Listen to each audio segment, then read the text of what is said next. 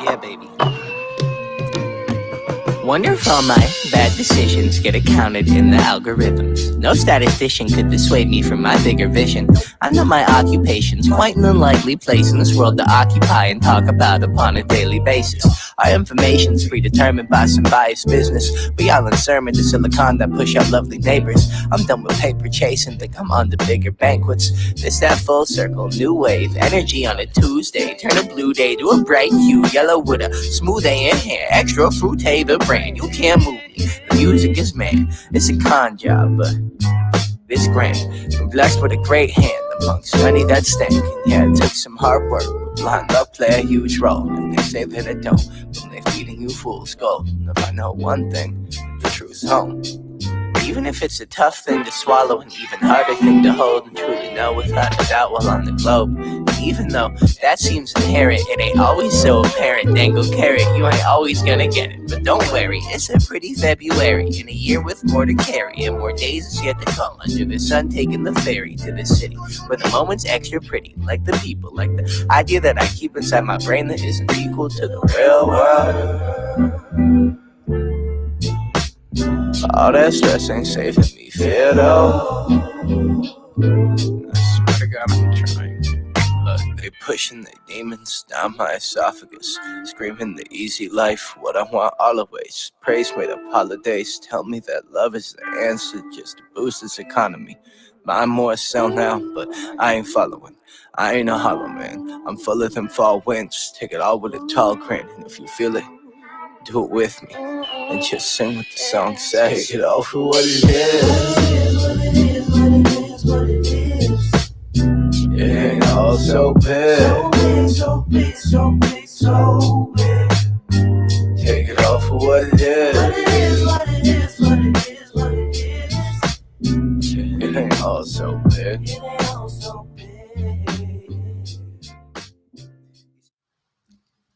Hello. This is Unsolicited, and I am Security Boss. Hello, everyone. It's Monday, and I hope you all are having a fantastic afternoon or evening so far. Thank you for being here.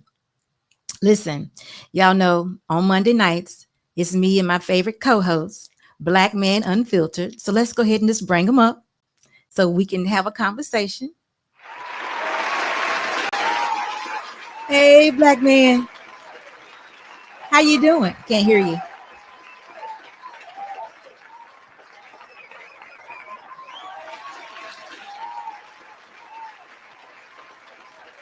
Can't hear you.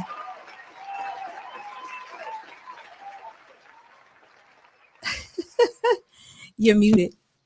Okay, what about now? Perfect. There we go. Listen, I didn't even have an opportunity to say hello to you. How are you doing today? I'm good. How are you? You looking as lovely as always. Well, thank you. You like this look? I'm trying to be, real matronly today. I know. I see that. Go ahead with your go on there. Do your thing. Are you believing what I'm doing though? Are you believing it? I mean, it's believable. It's believable. That's all that matters. What does Mr. Boss think? That's all that matters. Mr. Boss, he be like, yeah, I like it sometimes, and then he like, do you, babe, whatever you want to do. That's what he says. That's all that matters. Yeah. Listen, I be ride or die one day, be matronly the next day. I might come in here like a virgin tomorrow on Wednesday. We're gonna be watching, Mr. Boss. So listen. I know you had a good weekend, but listen, before we get started, I want to say hello to our SB Nation. Eugene Steele, how are you? TR Baby, Big Bad Bull, how y'all doing? Stephen Day, listen, I am so glad you all are here. Thank you so much for your support. You all are officially a part of SB Nation, just in case you didn't know. So listen, when you're coming into the live, make sure you're giving me the thumbs up. Jenny, how are you? Good to see you. You are too. SB Nation it is. The more I say it, the more I'm feeling it, the more I'm feeling it. Blackman, you done changed your location. We ain't doing the fire no more. No. See, I'm out of town. So I'm mobile. Wow. I'll be back in the thick of things next Monday. I would have never known. Look at you. You ain't said a word. You be keeping it moving. I mean, Bring my stuff with me. Got my stuff with me. You good too, because you ain't missing a beat. You are not missing a beat. Well, Nope. listen, thank you so much. Guys, if I haven't already said it, make sure you come in, you give me the thumbs up. We'll appreciate it. Blackman, you know it's Monday. Now I know you out and about, so I don't know if you know anything. You got anything to share with us? Any news, anything going on that we should know about today? Let me see. Let me think about a couple of them. Now I did see something that was real funny. Oh, funny is good. Funny is good. What you see? So anybody that watches The View, if you had a chance to see Joy Behar come out to the crowd and fall face first the other day. No, did she really? Ooh, she hit the floor hard. Boy, it was rough. And everybody, right, live show, right in the middle of the show, boom. Everybody ran. Oh, woman, that ain't funny. She might break. I couldn't help it. You ain't hit no nothing. I couldn't help it. I said, Lord, she done failed and it went together. Oh, you silly. Wait till you get 50. Just wait. Ooh, and she talking about she missed the chair. Yeah, you missed it. Stop it. Yeah. But listen, I do want to do a little recap. Don GQ, how are you? I see you, but thank you for being here. So listen, last night was a little hot show, right? Yes, indeed. Hell's channel got a little hot, not hot, got a little, urgent, I would say. Yeah. Yeah. I like that. That was good. It was good for me. But we're gonna kind of continue that, because what we're saying tonight is the title of the show is do good women expect too much from men? Good women. Now remember what we said, good women. We're not talking about randoms. We're not talking about 304s. We're not talking about honorary women. We're talking about good women. Okay. So that's what we're talking about. And we're going to open up the lines. Not right away. We're going to open them up in a little bit, because I want to hear what you have to say. And I want to carry on from what I have to say, because I'll carry on from what I said last night, because I'm older than you all. And I'm telling you what I've heard, or what the theory was for me growing up. You ain't got no special people in the room with you, do you? No. I was trying to make sure my lighting was good. Oh, okay. No, you look good. I mean, it's different. It's almost like I don't know. I'm thinking champagne, like you in the champagne room. I took a couple of lights with me, so I was just trying to make sure they look good for your show tonight. You know what I'm talking about? Thank you so much. You in the champagne room, yeah. So listen, the reason why what struck me last night was because I tell my husband, this has been years ago, it's been over the years, that I have gone on those women retreats, and sometimes women have birthday parties and they invite me and what have you, and I go.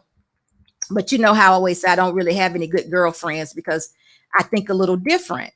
Right. So I often hear women when they get in these little groups and they're talking about men, their husbands or what have you. It's not really positive. I mean, they laugh about it. They're not mean to them or hard on them like that, but they speak of you all like y'all ain't nothing. Like the expectation of you all is very small. Hold on, let me give this Gore Meha. Thank you for being here. Your first time I've seen your name. Thank you so much for your super chat. Here to support from Anton's channel. Thank you so much. And forgive me if I'm saying that wrong. So what I hear a lot of times is they say stuff like, shoot, you can't expect a man to remember this. You can't expect a man to do this. They don't even see crumbs on the counter. You tell them to do something, it may not even happen. Chicago Rilla, how are you? I simp hard for my good woman. Hey, keep it up. Keep up the good work. I want to hear about that too. I want somebody really to clearly define simp for me. So Blackman, if you can do that, I really want you to help me with that tonight. I can do it for you. Okay, but hold on. Let me get through telling you why I think the way that I do. So, even sometimes when we go out and get new contracts, even the women who are the account holders, the ladies, if they're the ones who are responsible for hiring security, they're talking to me, they're relating to me. I'm making them feel all comfortable and stuff just flying out, and they're speaking about men like, wow, we can't rely on y'all. Y'all not dependable. You're not responsible. And then I'm just sitting here thinking about it. And I tell my husband, I come home and I tell my husband, they're not talking about you. We're not going to even let that happen, Right. Listen, Sir Hill says some of my favorite people, Auntie at Security Boss, Unc Boss, and Bro Blackman. Thank you, Sir Hell, for being here. My So God. that's what I mean when I say the expectation for men, for Black men, has been pretty low. Mm-hmm.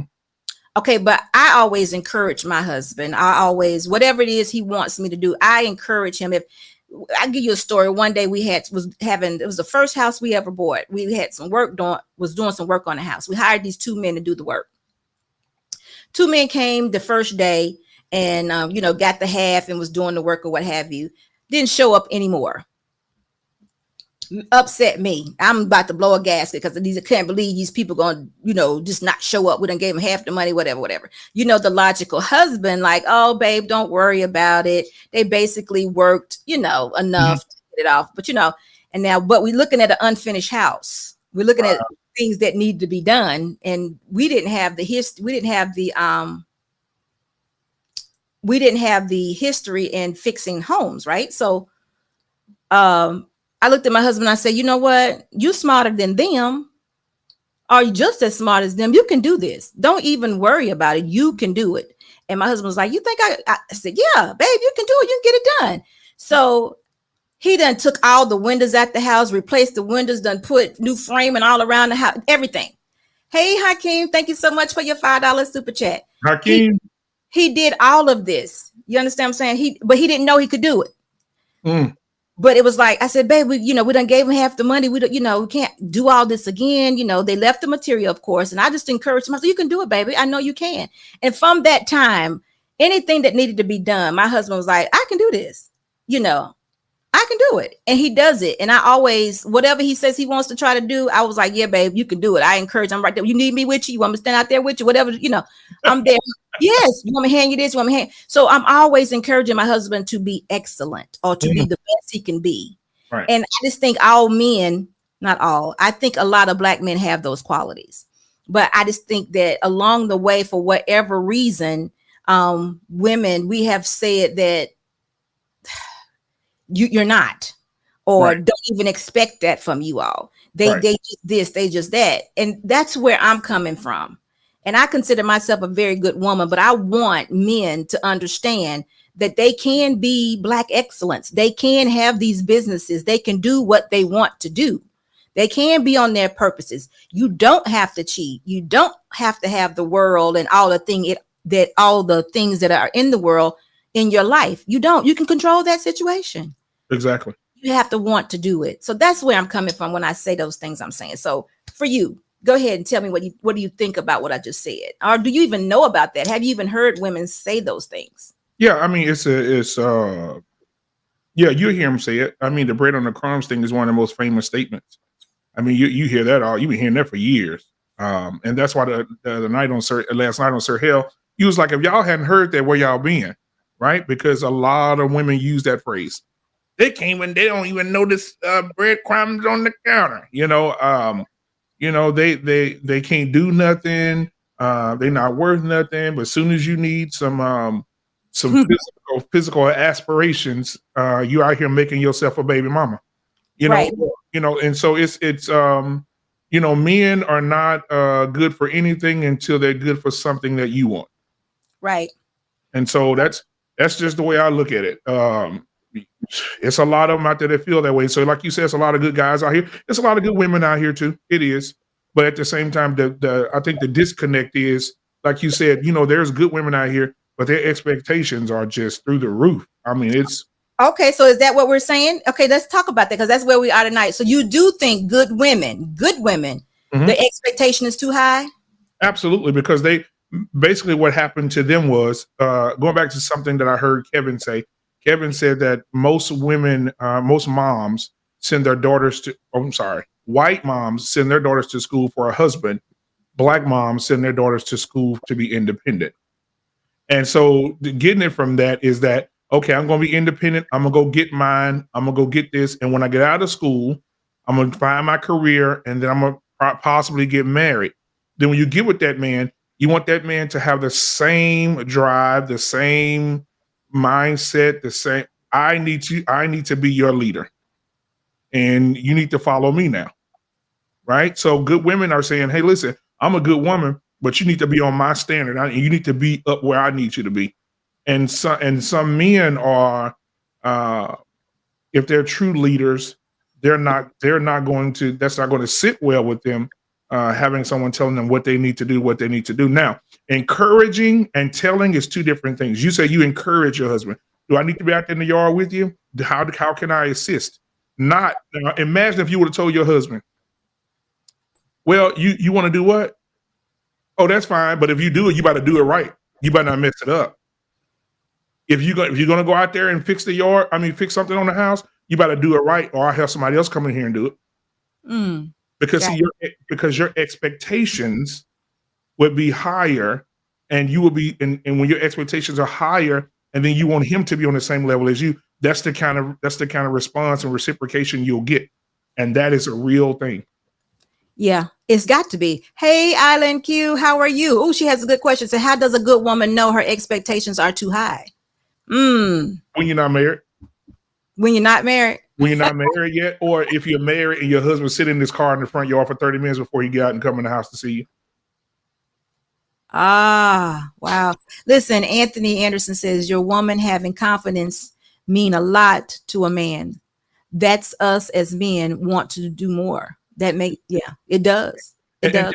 And it goes to add to that is, when it comes to the leadership between women and men, I think the disconnect would stop if we understood that a man wants a woman to let him lead, but he also wants a woman that knows how to take control as well.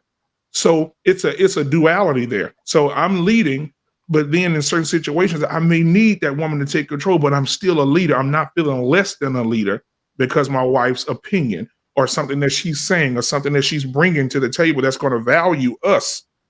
I don't, so if a man's a leader, like you said, you never make your husband feel like he's never a leader. No. Right? But he knows things I don't know. And like I just said, he handled the situation very logically. I was mad as hell at them men tearing off the siding off my house and then not coming back to work the next day. Them two black men. I'm mad at them. Because why you ain't come back to work the next day? Right. I'm hot. But him, he's like, you know what? We paid them. They worked as much as we paid them. It's all good. We'll take care of it. Right. Right away. I'm all into the why they ain't come back to work. Right. I'm on them. Mad is, So that's what he brings to the table. I mean, that's why he's here. He's that logical person. I can be that emotional person. Exactly. But I've learned and I'm continuing to learn and study men, my husband being the number one. And I'm becoming more logical too, or understanding why you all move the way that you do. So, hey, Genesis, how are you? Hey, Genesis, what's up, it's working out.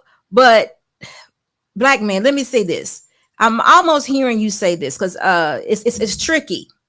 When you say a woman wants a man on her level, it's almost a conversation that I'm hearing you say, because whether I tell my husband, babe, you can do it, and I'm here with you, let's do it, versus, okay, leaving that last part out, but don't you mess it up. But just when you said a college student, she gets out of college, she's in her career, and she has a man that she marries, and sometimes you all don't know your potential, but I think my husband is great. You can do it, babe, you can do it. So isn't that just communication? Isn't that just transferring that message to him? Yes. And that's why I said there's a difference between encouraging and discouraging, right? Baby, you can do it. Pause, stop, period. Period means stop, right? Or you can be a comma woman. Baby, you can do it. Comma means pause. But if, however, if you, it better. You see, but why does that make my expectation too high, though? Because what you're saying is, first of all, when men are simple, right? Yes.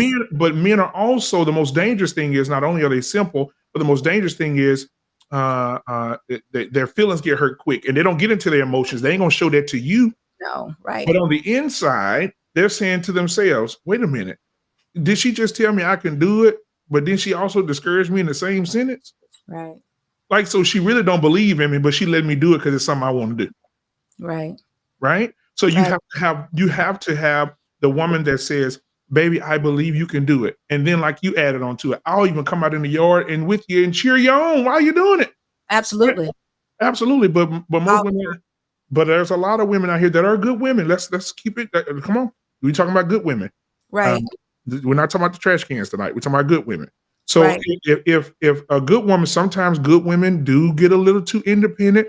They get a little bit too high, and they don't take the role of the wife. They take the role of both. Let's talk about it, because we're growing women up tonight. Because if you in a marriage and you're having this problem, then we need to grow you up. Or if you want to be married, you don't want to go into your marriage with this problem. Because Exactly. I definitely think that men are very capable of producing and doing a whole lot more, or contributing a whole lot more than they have been over the years. And the men that we have now, you guys, y'all got it. Y'all doing it. You showing up for the children. You listen, you taking you getting, what do you call it? You getting custody of your kids. You're doing what you're supposed to do. So why not give it all to you? You know what I'm saying? I want you to have it all. Well, the root, you have, sometimes we look at the flower and wonder why it's dying, but and we cut it up, but we don't understand there's a root problem. Right. And so we have to dig up that root to see what's wrong with that root, to see why that flower is not blossoming out that root. And it comes down to a common denominator, right? Lack of daddy. Yeah. Too much influence of mama. Right. And then then you take the pain from mama, and then the pain from mama instilled in daughter, and then daughter meets guy, puts her best foot forward. This is happening, guys. Is they put their best foot forward, and then once that best foot is forward, a year in, you start to see another side of this woman you've never seen before. Oh, yeah.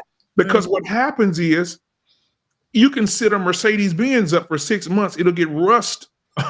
It'll get rust on the brakes. But when you go down the road, you'll start to see that car change. It'll change a little bit, no matter how good it looked, no matter how good it smelled inside. If it sit up for too long, you're gonna start to see a side of that car that you wouldn't normally see.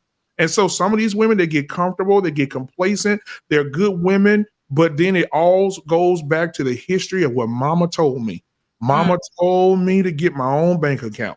Mama told me don't trust no man. There's women out here that have bank accounts with men.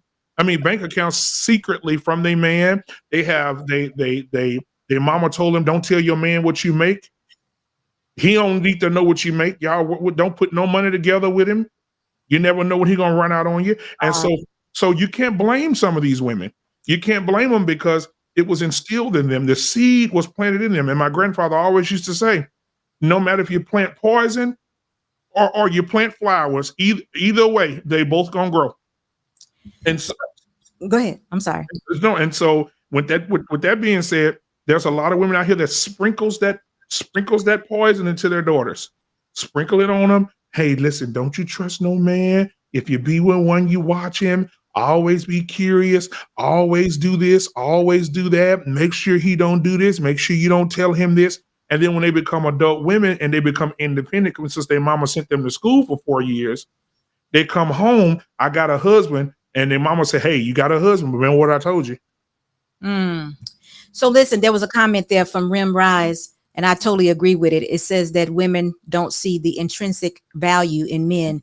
And I made a comment one time. I'm sure you were there, where I said I would tell a woman that, would you like to have $1 million? And of course, they're going to go for it. And with that $1 million, I was like, okay, you got to dress up about 3 times a week, put on a nice dress. You got to cook a meal about 3 times a week. You got to make sure you're beautiful and nice, every day, smiling. Right. And, if they could agree to all those terms, then that would be an average earning man. Right. So I'll give you that. And that would be your $1 million over 25 years. Would you accept it? What they say? I don't know. I'm just saying, see, that's the value of a man. Though. Right. And that's an average earning man, somewhere between $40,000 and $50,000. He's worth $1 million. That's the caveat to it. He's worth $1 million. Why you can't see that? That's life altering. It's life altering. It's like, you Get it. It's Do mama. it. It's mama.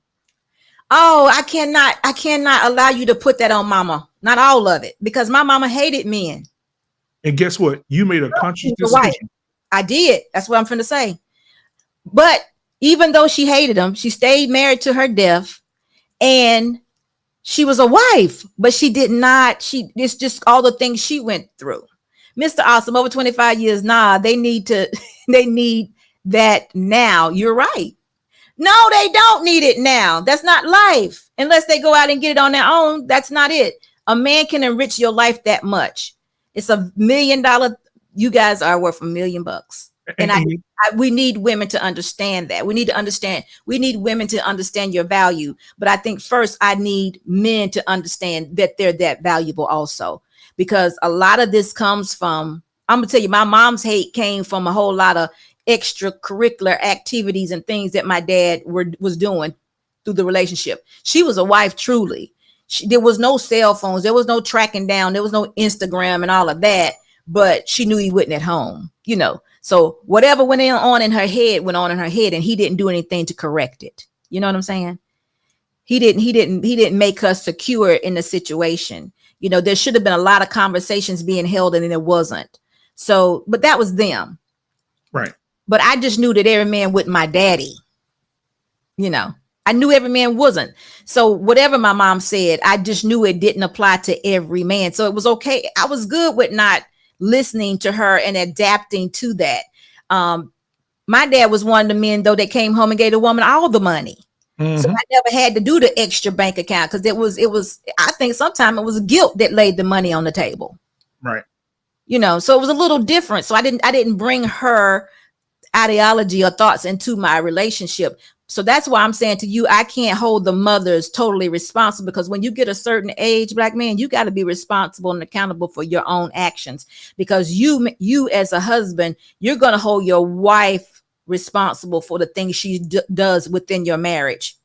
You're going to hold her responsible. You bet not allow her to say, well, my mama. No, you got to hold her responsible. Mm-hmm. And we have to go ahead. Ooh, because let me say something on that. Because the duality between women and men is simple. Women are allowed to retake the test. Men are not allowed, and they fail. Now watch. Let me explain. Let me go into what I mean. Okay.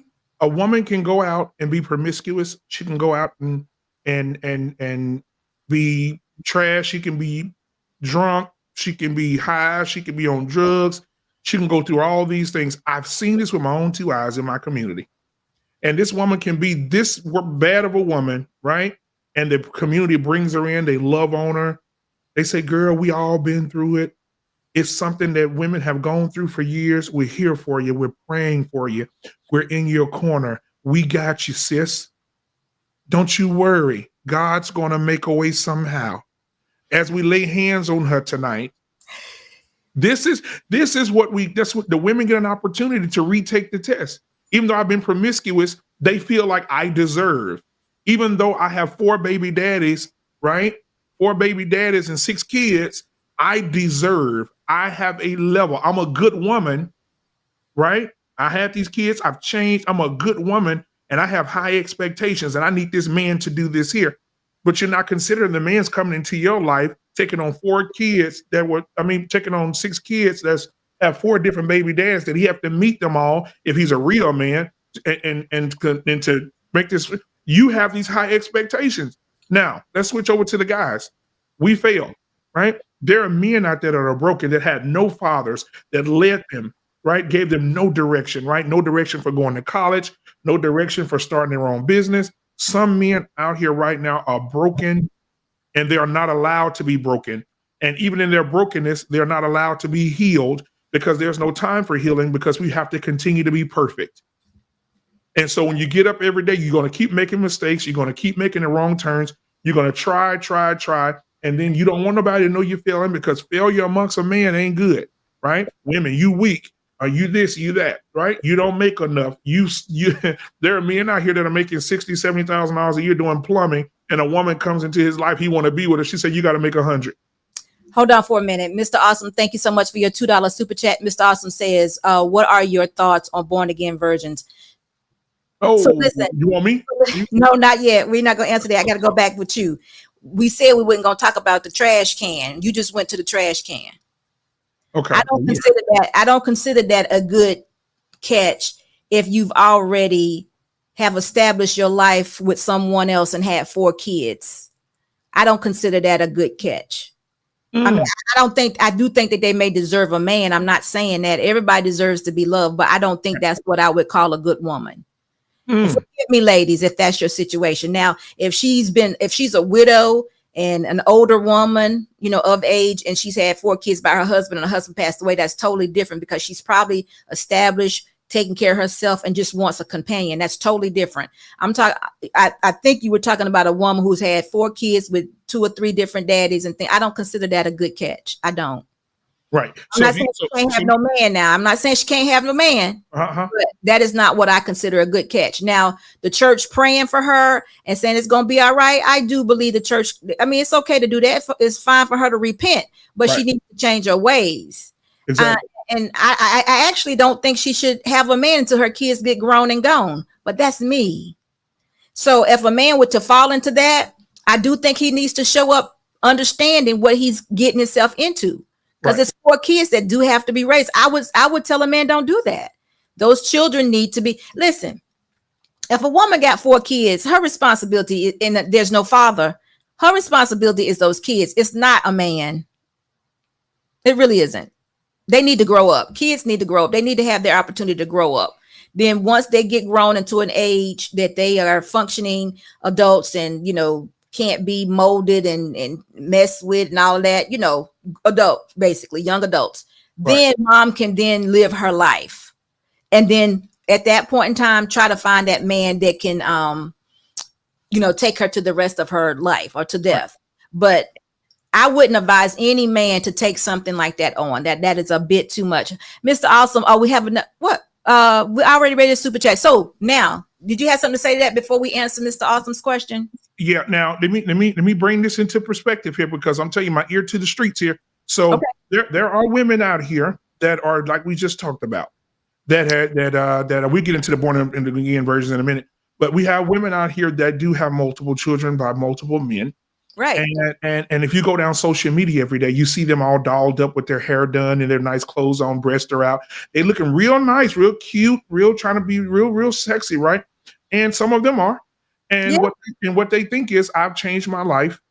I've done the work. Because let me tell you something. I'm going to see. I'm going to work real hard to try to reach out to this young lady and have her on the show, not as an embarrassing thing, but to speak about her life. She's 29. I know a young lady from my hometown. She's 20 in Louisiana. She's 29, and she has 7 children. Never been married, and I think only 2 of the children have the same father. Okay. Right now, now, guess what she's doing? She's in ministry. Okay. She's out praying with people. She's changed her life. She says she's not going to have sex again until she gets married. She's going to carry herself differently. And if you look at her Facebook and her Instagram, she has no more sexy pics, no more breast out, no nothing. And now she's saying, I desire a husband, waiting on my husband, waiting on my Prince Charming, waiting on the man that God has for me. Right. Now, what you consider? I don't have a problem with that. One thing I would add to that is, you know what? I am so glad that you have repented and you have changed your life. And if you're truly waiting on the man that God has for you, he will send them once your kids are grown. And you'll enjoy him too for the rest of your life. You almost made me turn my camera off. Wait. What? No, I'm serious. I think if you have 7 kids, you need to be devoted to those 7 kids until a certain time. I'm not saying that woman can't have a husband, because I think she's probably, like you said, she's a young woman. So she's done everything she needed to do in the first part of her life. So she has so much more life to live with a husband. But at this point, she needs to be dedicated to those kids, because she made a decision, a constant decision to have those kids. And you know what? If some people love kids and they feel like they're a blessing, but she's single right now. And I don't think that that's something that a good man, she would definitely need a high value man. But what high value man would take that on when we all know that there's a father somewhere that went half on those babies that may not think the way that you do. So if indeed she wants to do what God wants her to do, he wants her at this point in time to slow down, continue to be in her word and about him and on his principles, and allow those children to go. And then the second phase of her life, then once those kids are grown or older, then she can have a man and entertain him then, but not right now. That's a part. She's already mapped out her life. And the way it looks is the man is going to come in the second part of her life. So we're defining a good woman as a woman who has not seared herself in position as far as children and multiple baby daddies and all that. Though we're not talking about those women, because those women would not be considered that. Hold on one second. Let's do the super chat. Sir Chai, thank you so much for your $2 super chat. That box must be a one-hitter quitter. That box. So listen, I'm going to say it like this. I'm judging myself. I have one child. My husband and I both had one child apiece. Y'all know what I'm saying, right? Does that say right. You Yeah. had one in the past. He had one in the past. Right. And Right. he had a wife too. He had a wife. I had a fiance. You get what I'm saying? We had a life. What I'm trying to say is we had a life prior to our life. Now this is me. You can withstand what you can, what you want to withstand. But I think a good wife or husband is somebody that has the ability to make good decisions. Right. I made a wrong decision. I should have waited till I said those nuptials, but I'm praising God that I didn't say those nuptials, but the child is here. So it would be the same for my husband. He went through a wife and a son. So now it's like, okay, we're here. That's about much as we needed to go before we would spoil each other. Now that's my standard. Now, if your standard is no children, then that would be your standard. But for me, no more than one, because a woman and a man needs to show that they can have the ability to make good decisions. Right. I came in the door. I made a mistake. I'm more accountable now. This is where I'm at. I am following the word of God. I made a mistake. Now, if they come in the door with that, but you can't do that with 7 kids, though, can you? Can you honestly say you made 7 mistakes? Can you say that? No. Somewhere along the line, you made definite decisions to have kids. Somewhere along the line, those were decisions you made. That was your mode, whether he was saying, baby, had this baby for me or whatever, you wanted them or whatever. Somewhere along the line, you decided and made those decisions to have them.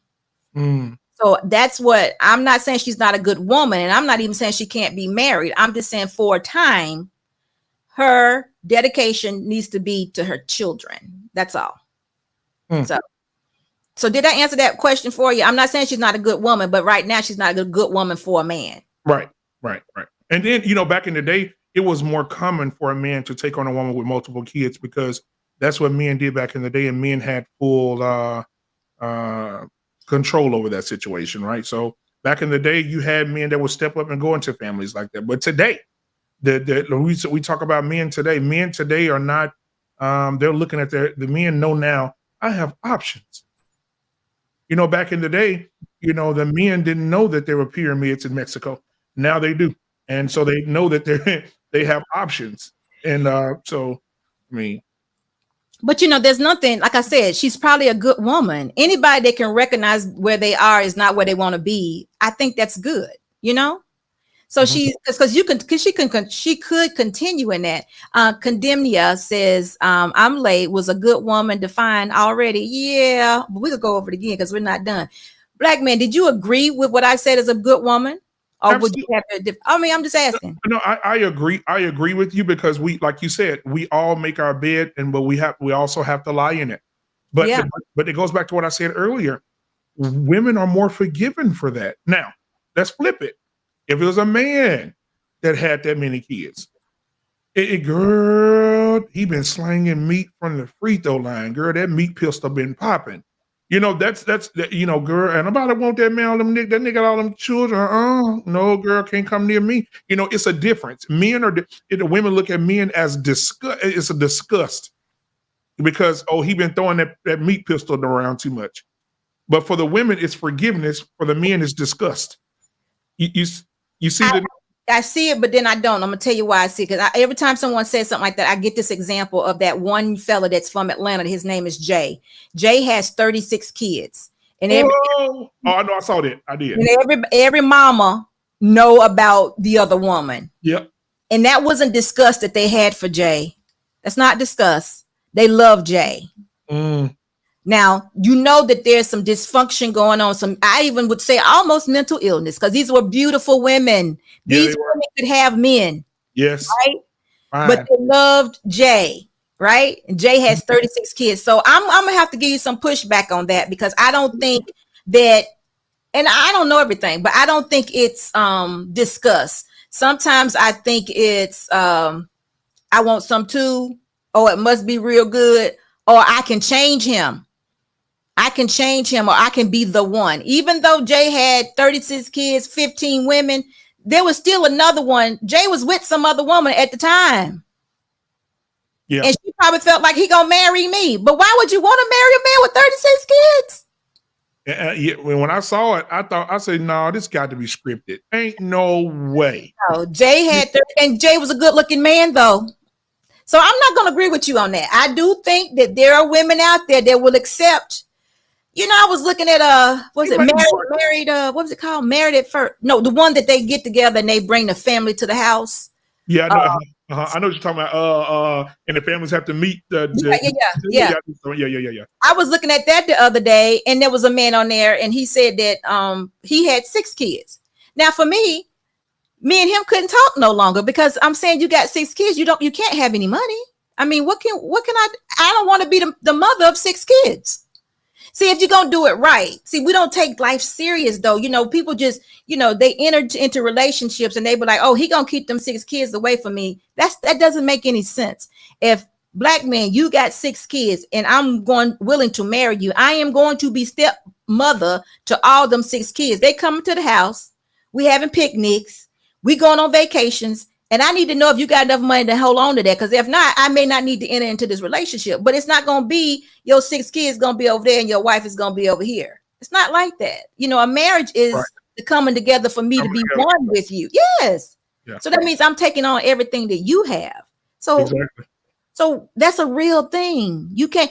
Who going to take on that man's 36 kids? Nobody. Well, listen,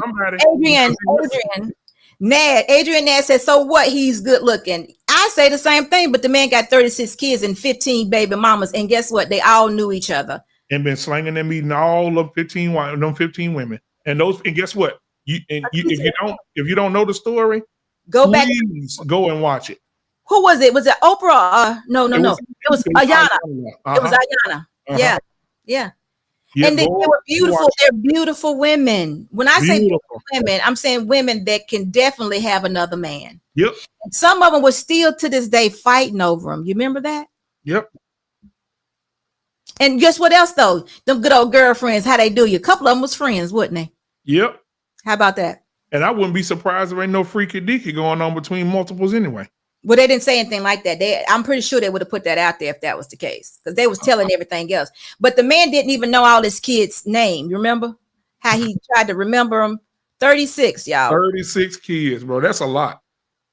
And he said he was taking care of all of them, but I just don't even know. And the women were educated women. So, Blackman, I'm pushing back on you for that. I don't know. I can't say that the men are not being forgiven. I can't say that, because I think Jay alone was forgiven. I think because remember, if you go back to that actual show, there were a lot of men in there that had been forgiven, because all of them had too many for where they were, being not married and what have you. And I do think that they are forgiven sometime. I do think so. That I do think on the flip side of it, women are hard on them too. But I'm not gonna say they're not forgiven. I'm not gonna say. I can't agree with you on that, because I've seen too many times when men can, they'll have a baby over here and they'll be in a relationship over here, then they'll go and they'll have another one over here, and I don't know. You know what? Now that you've said that, and I've had time to think about it, I have seen situations like that where guys have that, and the women just okay. Because I think I had this conversation with my brother, and my brother was saying the same thing. My brother said if he and his wife, because he and his wife split up, he said that it will be better for him. It will be if he went off, he would find a woman that would accept him. He said, but it'd be damn hard for her to find a man to accept her because they have 10. Exactly. There you go.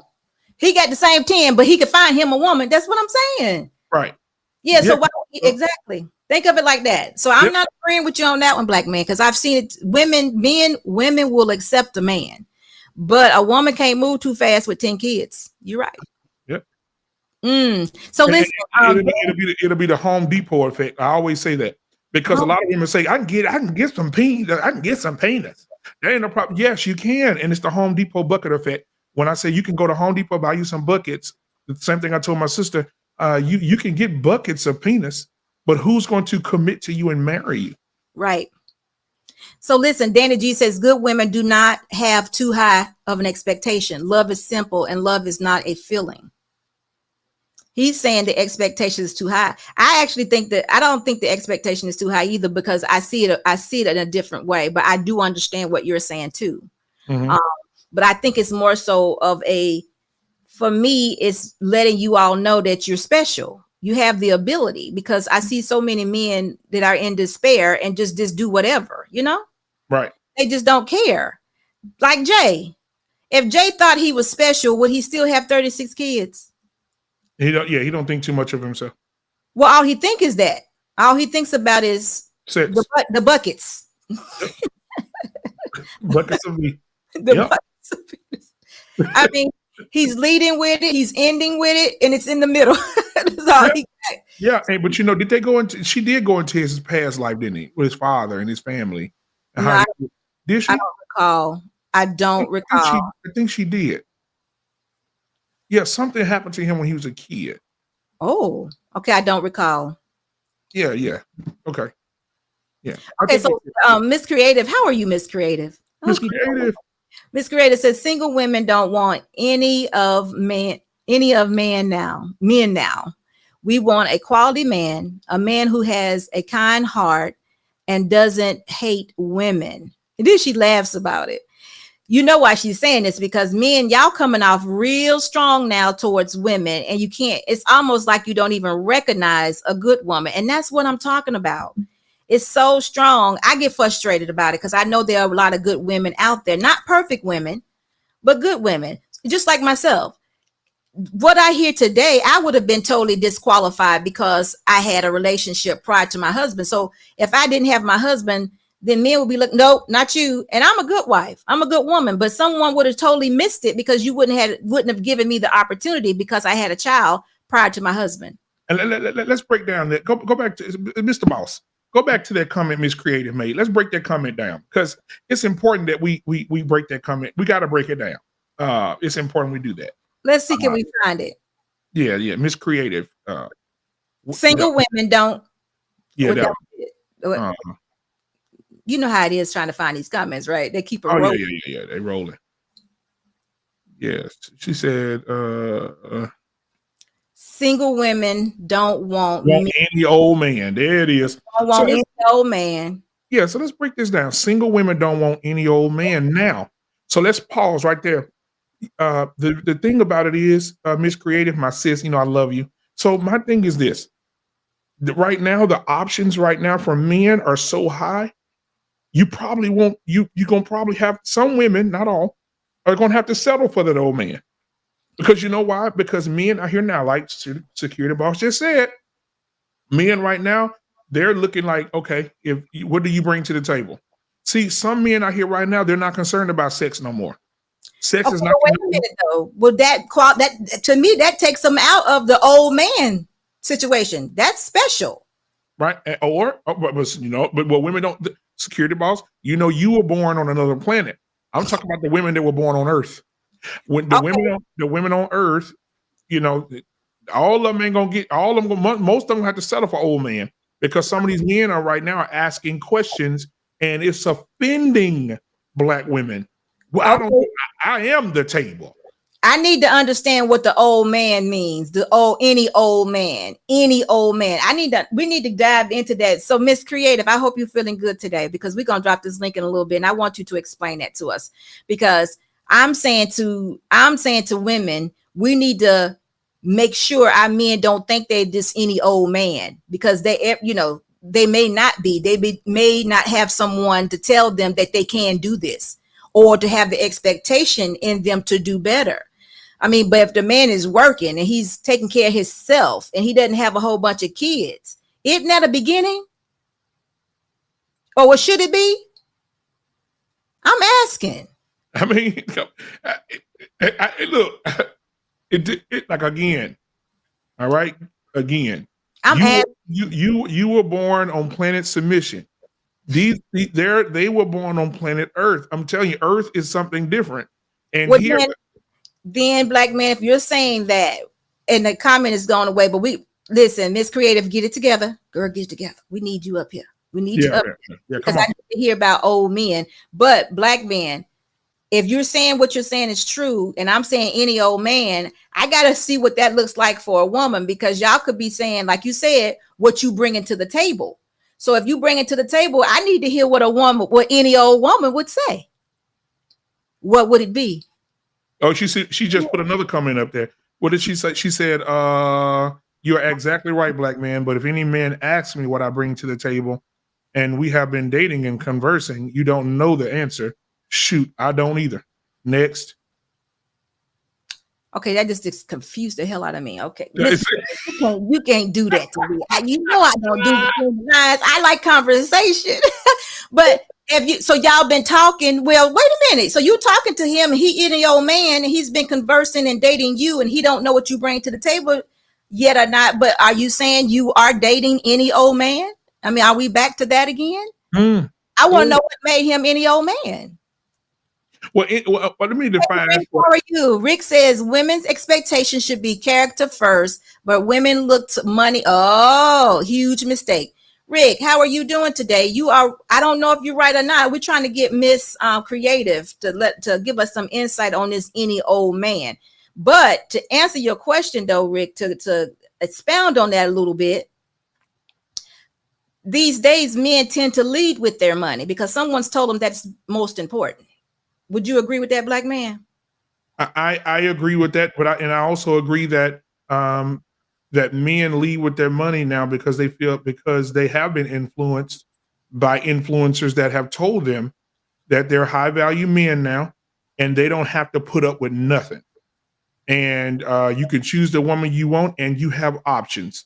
And if you get with this woman, and that's why I think a lot of women hate it. I'm telling you, I get a lot of kickback on, oh, Kevin and ruin dating. Kevin Samuels did ruin men, because Kevin has said they don't have to put up with it no more. If a man's making $80,000, $90,000, $100,000 a year, he ain't got to put with no attitude no more. He ain't got to sit up and deal with you pointing your finger in his face and cussing him out all day. No, he dismiss you and go to the next one. That's what in this world, the statistics are 13 women to every one man. If 13 don't work out, you got 12. If 12 don't work out, you got 11. Men have so many options because the world damn near is overpopulated with women. So every woman ain't gonna get no husband. 13 to 1. Are you serious? Yes, that is correct. I'll send you go to Black Demographics. Is this just in the United States or is this just in Houston, Texas? No. This is in the world. Like I did the whole world thing. It's 13. Oh, okay. Word. Okay. 13 women to every one man. The men have so many options. It's ridiculous. TR baby, thank you so much for your 99-cent super chat. Smiling face with halo. But listen, Black man, it cannot be 13 to 1. 13 to 1. I'm telling you. And even when Kevin said that on his show, he gave that statistic and showed you where to find it. I need to go back and watch so I can get that link for you. But when he put that statistic out there, everybody's mouth hit the floor. And I think when he did that, men were like, sat back in their chair like, damn, I've been dealing with this woman for 2 years, cussing me out and treating me like this here, and these other women was out here waiting on me? Oh, hell no. Bye. Well, Corey said we have options. We don't need drama, and we keep moving. Exactly. But gosh, 13. Okay, but listen, when Man of prestige, salute to security boss and Blackman, SB and Blackman. What's So, up, Black? okay, this is the part I'm not understanding though. Okay. Not all men are high value. What is wrong with the 40 to 50? What's wrong with the laborer that goes to work every day and he's a good man? And he cuts his own grass, he fixes his own wash and dryer. He's that man. He's a man's man. What's wrong with him? He is no longer desired. And that's why when you go watch Kevin Samuels, and then when women come up on, he asked them, he said, why do you want a man that's making $150,000, $200,000 a year? He said, what if you meet a plumber that's making 70? Yeah. That's not enough. That's not enough. He said, how is that not enough? And you're making 60. I mean, so yeah, a lot of women want to have men, and like the perception of a man is the different too. Women want a man they can go somewhere with and be like, and she want the other women to be like, girl, that's my man over there, girl. Yes, look. Yeah, but that's what we're there for. We're there for that though. Huh? That's what we're for. That's what we're for. We're there to make them bald heads shine, to make that skin beautiful, to put them clothes on, baby. You look good in this. You whatever. We're there to do that. We're there to. That's what we're there for. And a good man makes a good woman looks good, and the women will still be saying, "Ooh, she look good." What her man? They'll still be doing it. We just got the women. I'm putting out a disclaimer right now. Y'all silly. That's the disclaimer. You silly women. Yeah, because most women don't want the plumber. They don't want the plumber. And Black David was, I know he don't mind me sharing this. Black David was on my show one night talking about as he grew up and as he was in his 20s and he wanted to be married and he wanted a family. And he was an IT guy. See, the women call him nerds. You black nerd. Don't nobody want no nerd. And it's just like, and he sat there with tears in his eyes because he desired to be a husband. And he said the women just completely destroyed his self. They just destroyed him. You nerd. Boy, get on. Oh my. And Black David said he started going to the gym, started lifting weights, trying to get his arms bigger, try to look like the men that they desired. Right? Right.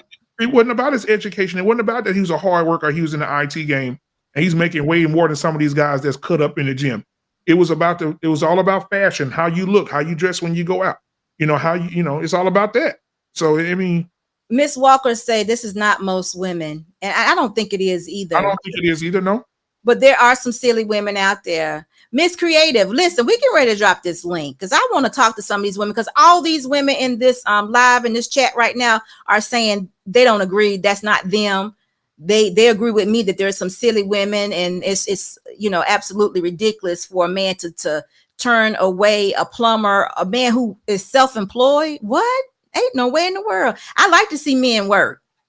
Mm-hmm. I love to see my husband work. It's like, oh, what you doing? I like him to get good and musty, Right. Come on.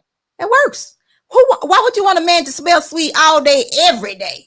Right. You know what? You too much like me right now. I need you to have some calluses on your hands. I need to know. But they're not desired anymore. I need you to be tired when you come in the door sometime. They're not desired anymore. I remember riding in the car with my aunt when I was a kid. And she passed by a construction site and said, "Oh, yes, fine, man." Absolutely. Right. Yeah. I remember those days. And now they pass by, them little musty niggas. I mean, it's different. Blackman, that's not true. No, that can't be true. Women still going crazy over the UPS man and the FedEx man. Okay. You don't think so? No, ma'am. Reality shows and showed these women you can do better. Go get you one of these men that's own his own club. Get you a man that owns his own liquor company. Get you a man that owns his own vineyard. Get you a man that owns his own company. Girl, get you the man that drive a Ferrari. And see, one of the things I know, this ain't gonna be sexy, and I don't give a damn. Because what happens is this. This is what happens. A lot of women, they don't desire the IT guy, the plumber, the electrician. They desire Mars Chestnut, but Mars Chestnut gonna come just for that, to get a nut and be out. He ain't gonna sit there with you and play with you and have an. If a man is more pretty, my granddad used to say, a pretty man is the most dangerous man in a relationship. Because if he think he more pretty than you think he gonna stay with you. He want to share that beauty with everybody. Yep. That's how I see it. Friendsgiving, how are you? Friendsgiving says they are desired. Most blue collared men end up married. They are. They should. They And should. that's who most women should be going for. Someone you can build with, someone you can encourage, someone you come on. We got it all wrong if we're not doing that.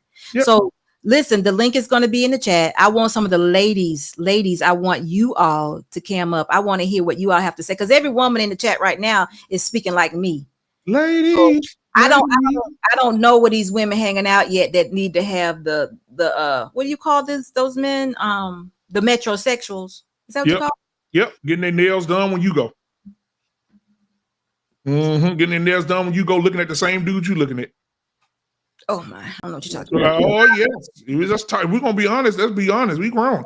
Some of these men out here, y'all seen what's the name of that movie with Janet Jackson when her and her husband was married? For Color Girls. Come on, son. You seen it? Yeah, that was bad. That was bad. Come on. Listen, I would like to have, if there's a woman in the chat that feels like she needs I'm not going to even say a high valued man, but a higher earner to be good. If you feel like you need a high earner to be comfortable in marriage, I do need for you to cam up, because I want to know why. The number one, any man could be and I say this because any man can be a high earner, with a good woman. Any man could be a high earner. Money is easy when you're doing it in the confines of a marriage. I say that all the time, and I know y'all may not believe me, but trust me, it's true. If the man has a good work ethic, far as a plumber, the UPS guy, the FedEx guy, come on, the postmaster, what in the world? Those are good men. The electrician. And even the concept of a man bringing his money to his wife. Watch this. I was on a platform one night and a guy came on the platform and said, I'm a carpenter. I make good money. I come home, I give my check to my wife. My wife I trust her wholeheartedly. She allocates the money everywhere it needs to go. That entire platform ate him up, made him feel like he was the shit. I remember that. Oh man, they made it real upset too. Listen, though, wait a minute before we go there. Aticia says, I need a man who is a high earner, not for marriage, but for children. I need to understand that. Aticia, I love you. You know I do. But I need to understand what you're saying, because remember, when we're having children, we have to be intentional. So what that means to me is we don't have more children than we can afford to have. Oh, yeah. I need for you to tell me a little bit more. Aticia, hit that link and come on up. You're safe here, but I do want to hear your train of thought, because remember, we're being intentional. In 2022, we're doing things with intentions. We're not going to let life just happen. Yep. No oops, babies. If we want 5, we better be making $500,000 or actually more than that, right? Yep. Yeah, we got to be making more than that. It take a lot. Unless you was raised in the country, because hell, I was raised in Louisiana and I knew people that had 12, 13 kids. They never went hungry and they had someone on their back, and daddy wasn't making nowhere near 100,000. But it was different back then, though. Cost of living wasn't $1,400 for a 1-bedroom. Now to get a 5-bedroom house is darn near $3,000. Rent. It ain't even yours. And then the kids themselves, they all ain't coming at one time. Let's do one a year. If you're going to take care of these kids right, you talking about $5,000, $200-$300 a week for babies in daycare? Or are the kids going to be in daycare, or are you going to just keep the kids at home? We got to be smart about this. It's got to be intentional. And on top of that, it's also cultural as well, because my Hispanic brother, Nick, that lives next door to me, I speak with him often, and he said the reason that we're able to make less money and be productive with our children is because we have the family value. He said, Granddaddy and grandmama is living in this house. We don't pay child care. Right. Yeah. Come on now. We don't pay child care. That's how it is when you have a lot of children, but it's still intentional though. Right. But Aticia says she's in the gym. Go ahead, girl. Get it. Work it. Get it in, girl. You be in there. So continue to do what you do. But Aticia is intentionally seeking a high earner to raise her children well. That's actually responsible. Well, Friendsgivings, I don't know. I don't know how high value or high earning or money equates to balance in children. Exactly. Because at any given time, your ass can get fired, or you can lose your job, or you can have an injury that prevents you from going to work. And then it actually can also create an imbalance, because when you give too much to your children, there's no value in what you're giving, and then they totally lose their work ethic. They totally entitlement. Yeah, they totally become entitlement sometimes. Exactly. And so I don't know. We have to talk about that. Scam likely say in the gym, she earning her Scam likely, we know that's what you like. So I have to think about that. A high earner. I don't know if high earning equates to balanced children, or I don't know about that, but it's a good thought, maybe. So what the fuck? How are you doing? Yeah, raising kids is very expensive. You're right. I agree with that. Friendsgiving say raising kids is very expensive. That's why if you don't have the money, you only have what you can afford. That's what I mean. Now add a caveat to that. Then you also sending a message out to women that who have, because 90% of all divorces end because women file them.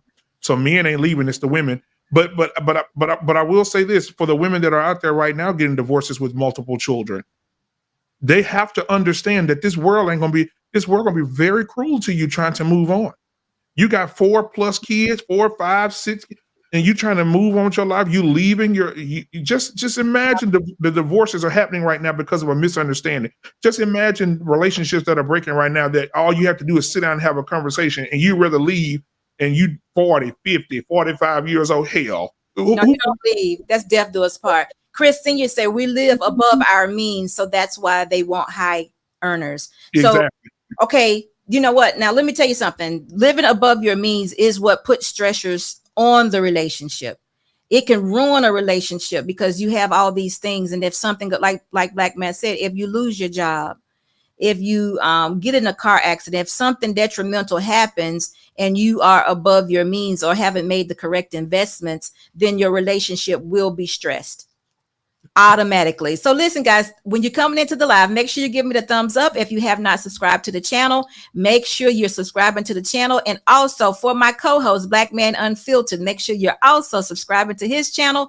And we appreciate you all for being here. Listen, the chat is live tonight, but we have that link there too. So you all can definitely, any one of you, I would love to have this conversation with you all by you clicking that link and coming up and telling us your point of view. I want to hear what you have to say about it. Absolutely. Mr. Steele says, like SV said, it's you know what, the comments get to going, and it's like, well, we'll get that comment back just a minute, Mr. Steele.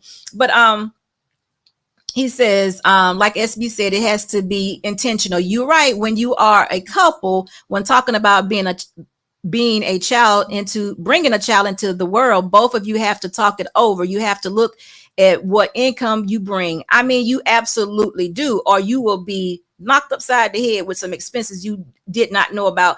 And that's what brings financial stressors to the marriage. That is what ends the marriage a lot. When you don't have money, then guess what? Something bad happens. You lose your house. You go into foreclosure. Let's think about the way the economy is right now. Y'all know this is going to burst, right? We can't keep, a 4-bedroom gas gas is $4 a gallon in my state. $4, right?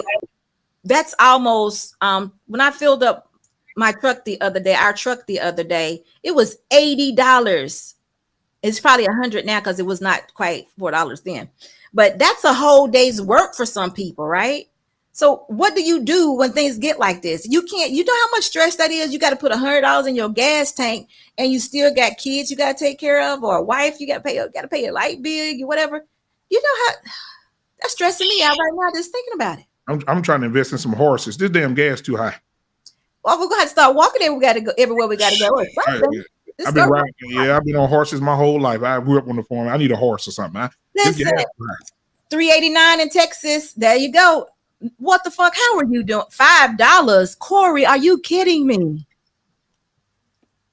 Hey, you got to ask California. California got the highest. I would just say, listen, I can't afford to come to work today. I'm staying at home. What the fuck? How you doing? Office in California got $7 a gallon. Stop playing. Did they say that for real? $7. Oh my God. I would just stay at home. Yep.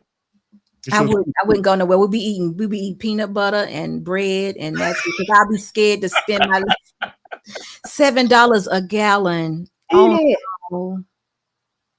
$110. Oh gosh, y'all. See what I'm saying? This can't be like this. This is nothing but a stressor.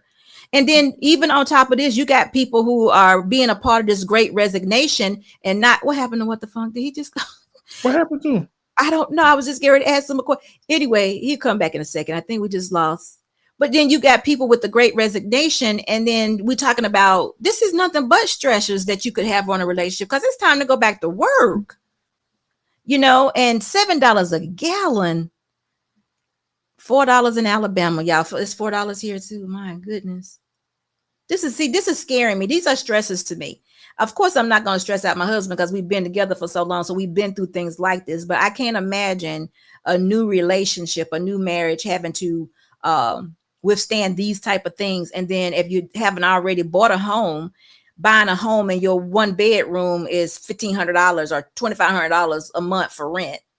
Yep. I mean, and the prop. Ooh, you used to do real estate.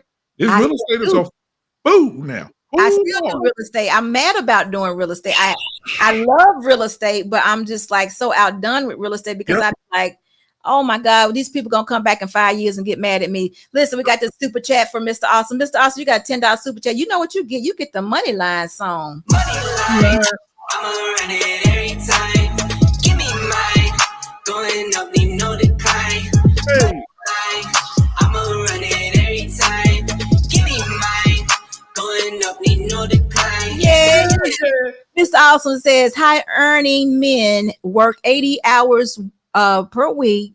They may not be ideal for the young child. You're right. Will the kid happily remember the toy daddy bought them for the special dates or the fact that daddy was there?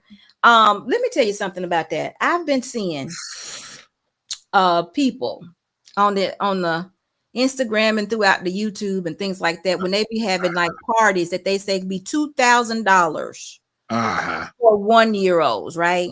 Yep. Now listen, I think I live a pretty good life, right? Me and my husband, I think we do pretty good, right? But where do people get money? Y'all got to tell me. I need to figure this out. Where do you get money to have a birthday party for a $2,000 birthday party for a 1-year-old? Please tell me where they do that at. Well, y'all help me out. Where is it? Okay. They get loans. Oh, wait a minute. Aticia says, I prefer my husband to be working. I don't like a guy being up under me. Okay.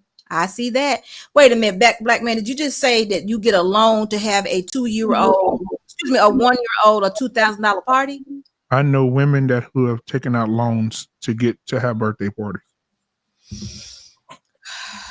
This is brief. But guess what? But won't get the other kid. But listen. I know I think 8 years old, 9 years old. Son reading on a 3rd grade level in the middle school, and you having a $1,000, $900 to $1,000 birthday party for your 1-year-old, and a tutor costs $300 or $150 a week. So listen, Scam Likely says, thank you so much for your super chat. He says a gallon of gas for security boss to get her to Walgreens. And I will be getting a wife. Hey, I like that. What you trying to say, Scam Likely? You got something to report? I just was with you last night now. We just released our song, so you probably getting some play from that called Capping. Oh no! What the fuck? How you doing? What you been up to? We ain't seen you in a while. You've been quiet out here in these YouTube streets, right? Yeah, a little bit. I got art to finish, but it's been gravy. But I love this topic, and I think it's one it should be easy to kind of dissect, but for some reason, I think everyone plays politician with this comment that you guys have in your title.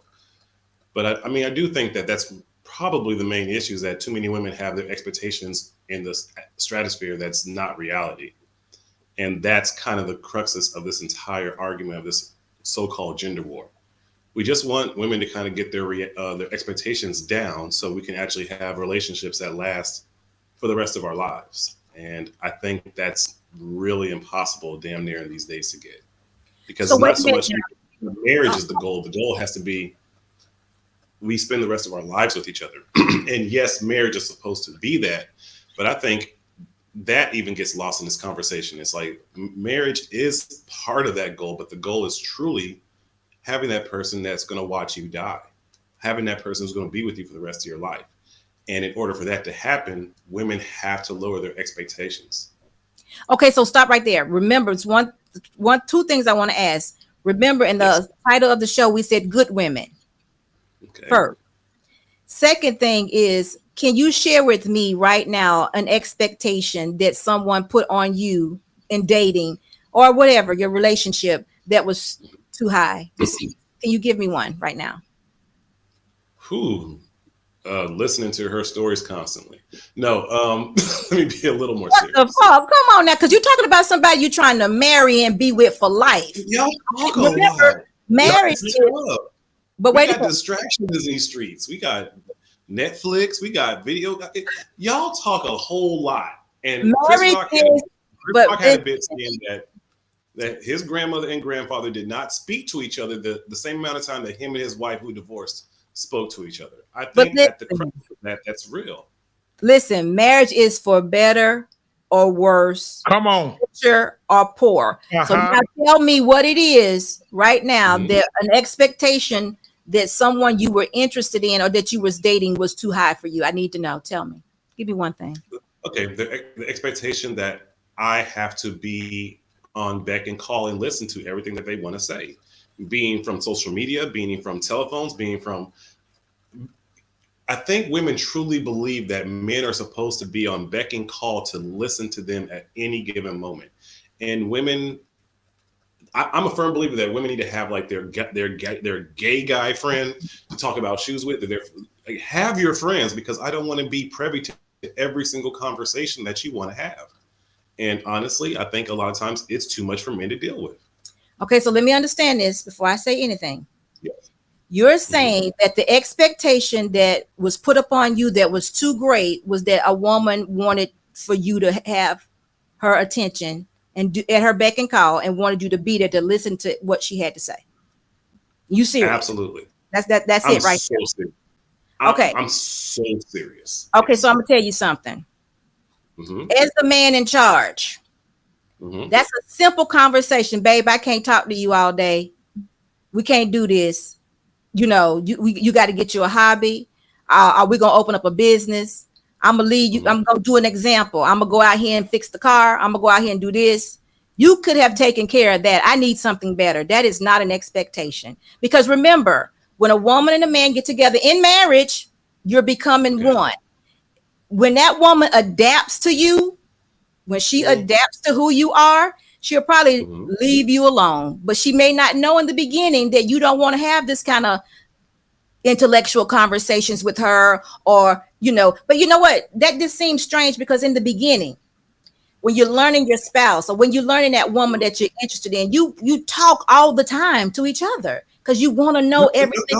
No, we don't. No. That's the funny thing. In the courting, you're talking about the courting, right? A man that's looking for a wife will. You are talking part old of it. school. That's part of it. We are two different generations. No, listen. Look, you told me marriage was you said marriage was the reward, right? Marriage is what's going to take. I know. I didn't say marriage is the reward. I said being with someone for the rest of your life is the reward. Okay, so I'm not. What we talking about? Well, what we talking about then? Shacking up? Those are two different things. Okay, well, how we gonna be together for the rest of our life and we're not married? You can be with someone for the rest of your life and not be married. The goal. No, I can't. No, I can't. Well, you're Christian. I'm not. Maybe that's the difference. But I've seen worldwide. But I've seen worldwide too many people who are not Christians who've had life partnerships with each other who weren't even married by the so-called idea of Christianity marriage. I went to Brazil and saw people who lived their life together for the rest of their lives. They weren't even married and they weren't Christian. I've been here, I've been in Japan and seen people who've been together for the rest of their lives who were not Christian and not married. The No, goal they is were not married. They were married. They just didn't have that paper. And I think that's what you're saying too. You're talking about marriage isn't right. But no, when you common law. if you say that you're married to a woman, I can't tell you that you're not married to the woman. Okay. You know, I can't tell you you're not. I do obey the laws of the land though, because that's just who I am, because I felt my union would be blessed if that's what I do. But if you say I'm married, America, because I mean, America is a corrupt system. So I'm not look. You got to decide where you want to be. You can be. I did. I'm in Germany. No, I love socialism. But you can still decide. You can still have your mindset. You can be, live in the world, but you don't have to be of the world.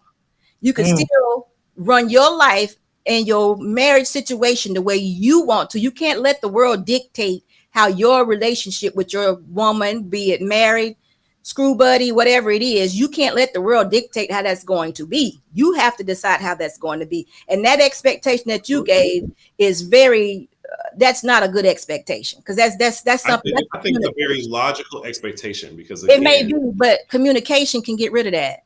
Just communicate. No, see, that's the thing. Women think we need to communicate more, and men are saying we need to communicate less. So where's the middle ground? And I listened to women bartending my entire life. I listened to men bartend my entire life. Men are always saying that a lot of times that it's too much communication, because too many women don't know how to get from point A to point B with their wants. And men, we really only can listen to you for about 5 minutes. You start to sound like the teacher that we had to ignore in school, or you start to sound like the mother that we had to run away from. Too many times that women need to get their points across from A to B, and they want to talk too much about it. Men say less, and women say more. Where's the middle ground? So if I use your example, all that you just did a minute ago, what would I do with that? Wonk, wonk, wonk, wonk. Would I do that? Would that get me? I said it quick, so you shouldn't have to quick. Doesn't matter. It was a lot of words. It still was a lot of words. I mean, should I treat you that way, or am I trying to get an understanding of what the funk is trying to say? I mean, I said it pretty quickly. Therefore, if you can't get it, that means you didn't want to hear it in the first place. No, I did. That's the point. You don't want to hear it, so you're not ready to be in a relationship. Any logical sense? Maybe Blackman Unfiltered can chime in, because it seems like me and you are both having a conflict of ideologies. What do you think, Mr. Unfiltered? Wait a minute. The show is unsolicited, and I am speaking to you right now. If you don't want to hear what I'm saying, you literally just said that I was womping you. So now you want me to hear. No, I did not. I said if I take your logic and apply it to what you just did. But I also said I wouldn't dare do that, because everything you say is important. That's what I said. Okay. So whatever you said was important to me. Now, if you're not willing to give that same amount of respect to a woman, then you're not ready to be in that type of relationship. I'm not saying that I'm not. I'm saying that women have to learn to say it quicker. And that's why I'm saying that too many times. Have you had a conversation to a woman about what her issue is about something with her man, and it turns into a whole 15-minute dissertation? Yeah, I have. Okay, it's tough for us to hear that on a daily basis. So many times men would rather just go drink that stuff away, go smoke that stuff away, go try to ignore that situation in their own household and run in their man cave and dang near lock the door. And instead of actually being able to communicate effectively, men need women to say things less and more direct, and then men can actually listen and then actually apply what the women are saying. But in actuality, what happens in too many relationships is that women will start freestyling in their head, and it just turns into a whole and it starts to remind us of But listen, what the fuck? I also have done that with men. It's just you need to have a little bit more patience. But even that could be explained. Just tell the woman, I ain't got the patience to hear it. And that should be the end of it. That's still communicating. You really think a man can say, I ain't got the patience to hear this right now, and that's going to be, okay, no problem, baby. We'll talk about it later. Yeah, I do. Whew. Again, Blackman Unfiltered. We're not arguing, right? We're not in an argument. We're just having a conversation, right? It's not an argument. It's just a conversation, right? Now, argument, no, but just a conversation. I do believe that we could hear it. But if we're arguing, no. If there's a fight going on, no, you're gonna hear what I'm saying. I need you to relax. Pretend like you're listening. But if it's that's mothering right there. No, that's a motherly energy. Well, you want me to sit there and pretend like I'm listening to you because I love you, and that's not logical. Well, I mean, if you see it that way, don't allow me to make you feel like a boy. Have the conversation. We don't want to because the conversation is never ending. It's like when you buy a house and you like, man, I really want to get a house. But then you realize when you get this house, there is so many chores to keep this house maintained. And you're like, man, I almost kind of enjoy just having the apartment. That's the same equivalency of having a girlfriend. When you have a girlfriend, it's easy peasy and the conversation sometimes flow. But the moment that you actually get married to that woman, I have seen too many men get them gray hairs, get stressed out because, again, now you're up underneath this person that is nonstop. And the girlfriend energy changes to motherly energy because she wants to make sure that this nest is completely in her stratosphere of expectations is out of this world because she's comparing other women to the situation. She's listening to her female friends. She's watching social media and she's putting these expectations onto you. And it's like, wait, I got you with these expectations. I got you at this level. Why are we trying to get to this level that's stressing me the F out? I agree. Blackman. Do you want to... Dr. Patterson, what are you doing right now? He's going to tell a song from last night. Blackman. Can you do you relate to what the funk is saying about women talking too much? I think go ahead, Blackman. I think that it gets to a point where there are men. I've been in some groups where men have said that, man, I just wish my wife just get to the damn point, bro. All she do is just talk, man. I love her to death. I'm hearing it, man. I love her to death, bro. But damn, boy, she get to talking, man. I can't watch the game. And then he said, if I turn the game on, she's saying, oh, you don't care about me. You don't care about my feelings. Or, like he said, the football game going to come on Monday Night Football. And she talking about the girl at work, the boss at work, what happened at the supermarket, or she got into somebody in the parking lot. And he says a lot of men are saying, a lot of men are saying, just get straight to the point, baby. Please, just tell me what it is, what's wrong. Just tell me what's wrong. We ain't got to sit here all night. Just tell me what's wrong. Marriages need that Dave Chappelle wrap it up machine. I've seen it even in marriage groups at my church that I went to at the church before the church I'm at now. There was a huge marriage class there, and the majority of the men were like, yes, I want to listen to my wife. I love my wife. All I ask as a compromise is that when she comes to me and sit down to talk to me, that she's very direct in what she's feeling so we can get to the point. And then if I'm needed to help her, console her through this situation, I can. And if not, if she just want me to listen, I can listen. So, yeah, a lot of men do say that. That seems to me that there needs to be more time. That tells to me that there needs to be more time invested into that relationship because the two need to understand each other. Your wife shouldn't be a hindrance to you, and your husband shouldn't be a hindrance to you. It should be a good relationship, and you should be willing to put the time in, and she should be willing to adapt to whatever person that you are. I agree with that. I think women should, if her husband is a very introverted man and he's quiet, I think a woman should be able to pick up on that and adapt to that. Vice versa. If a woman needs attention, I think that the man should be like, okay, my wife needs this right now. Because I'm gonna tell you what men do. They'll have these athletes. Michael Jordan. I can ask some men right now, when did Michael Jordan score his highest score? What game it was? What year it was? And they can run it off to me real quick. Put all that energy into it, all quick. And I said, well, when is your wife's birthday? Or what color is your wife? What color does she like? What size shoes she got? Won't know nothing. That makes no sense. This is somebody you're trying to spend the rest of your life with. So you need to invest a large portion of your... Dr. Patterson, please don't interrupt me.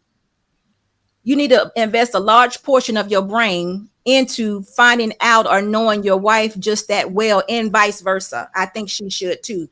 So again, what the funk? I hear what you're saying, but it's got to be some kind of way that y'all can communicate that and she can get it. It shouldn't be a continuous conversation. It should be it could be communicated, and then she should be able to get it. And then y'all, go to your respective corners, or if you need to go to the man cave or whatever the situation is, it should be respected. So I do agree with you with that, but I do think it's communication. Right. And so I think most people are visual. And I think that let's watch this. Let's role play this thing out real quick. So if I were coming to you, because in the comments, Miss Creative, she said if women are direct, they're considered masculine. Yep. And so I want to talk about that, because I don't think that direct in a feminine way is masculine. I think that when the man is saying direct, he's meaning something like, if you come to him and you had a bad day, and Miss Creative, you're my wife, and you come in from work and you say, babe, I need to talk to you about something. I stop what I'm doing. Okay, babe, what do you need? And Miss Creative says, well, today at work, I had a long day. Oh, baby, what happened? Today at work, I got in the parking lot. Normally where I park, somebody parked in my parking spot by the door. I walk into my job. I'll get in there. I'm already frustrated. Then as soon as I get there, we got a meeting. As soon as I get there, then that my manager, she's stupid, right? I don't like her. And then for lunch today, I had to work past my lunch because the meeting held us down. Then I got all worried. It was a wreck on the highway, and then I had to go. Then I had to go stop by the store. I forgot to go pick up something to eat. Then I had to come home, and by that time, men are like, God, Now, if you flip it, if I come home and I say, hey, babe, Miss Creative, can I talk to you for a second, baby? Yeah. Man, I had a long day. Hey, what happened? Oh, man, nothing, man. I went to work, man. The parking spot I be parking in, man, Billy got in my parking spot, man. My manager was acting crazy, and I had to stop by the store on the way home. Traffic was bad, man. It was just a long day. I'm done. That wasn't. I mean, that's what happened. Like, it's just like going into the store. What you're saying, though, you women like to add all details, and it take them a long time to tell the story. I get it. And how many women know their hometown Walmart, and they go to shop, and a man goes in the store and he says, where you going to the store to get? I'm going in the store to get this, this, and that. And a man will go into Walmart and be in there 15 minutes or 10, depending on the lines. Right. A woman goes in Walmart, knows the aisles, knows where everything is. An hour and a half later, you damn when you go to the store with your wife, you damn near have to clock in. Listen, wait a minute. But is it okay for us to be different from you all?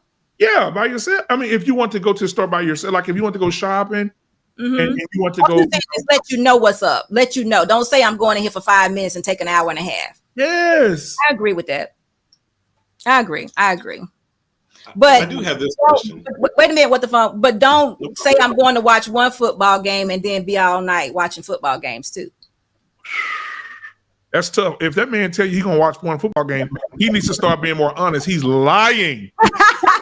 That's what I'm saying. If he's going to say I'm going to watch Dallas and Atlanta, and I'm like, okay, then. So I'm expecting him back by 6 because they was prime time. Not prime time. They was the Sunday afternoon game starting at 1. I expect him home by 6, but then at 6:30 he's still yelling at the TV. I'm like, well, babe, I thought you was just watching Dallas. Yeah. But the next ones was the Steelers and the Dolphins. I'm like, but wait a minute. Yeah, he's lying. Exactly. She's lying. She just wanted you with her. She's lying. She wanted your companionship. This is nothing, guys. That is nothing. Y'all talk about nothing. I thought y'all was gonna come with some real stuff. That's nothing. But most men like it though. Most men like shopping with shoes with their wife and clothes and shopping for her perfume and her shoes. What the fuck? You don't like doing that? Hey, no. I mean, what the fuck? What the fuck? I've seen dudes at the mall helping their wives pick out shoes, bro. Because they've been neutered, sir. Oh wow! Guess what though? They're neutered with their woman right beside them. They're neutered. All those men you see in IKEA, neutered. But guess what? What the fuck? They're neutered and that woman right there with them, and she's gonna rub his head. She's gonna rub his bald head that night.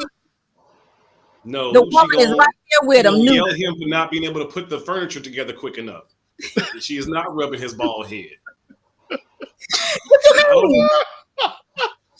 Listen, I've gotten the real stories of marriage and relationships all my life. It is not pretty in these streets. And I just want to say this. Okay. For some reason, women really don't understand like they love crystals and energy, right? So let's talk energies.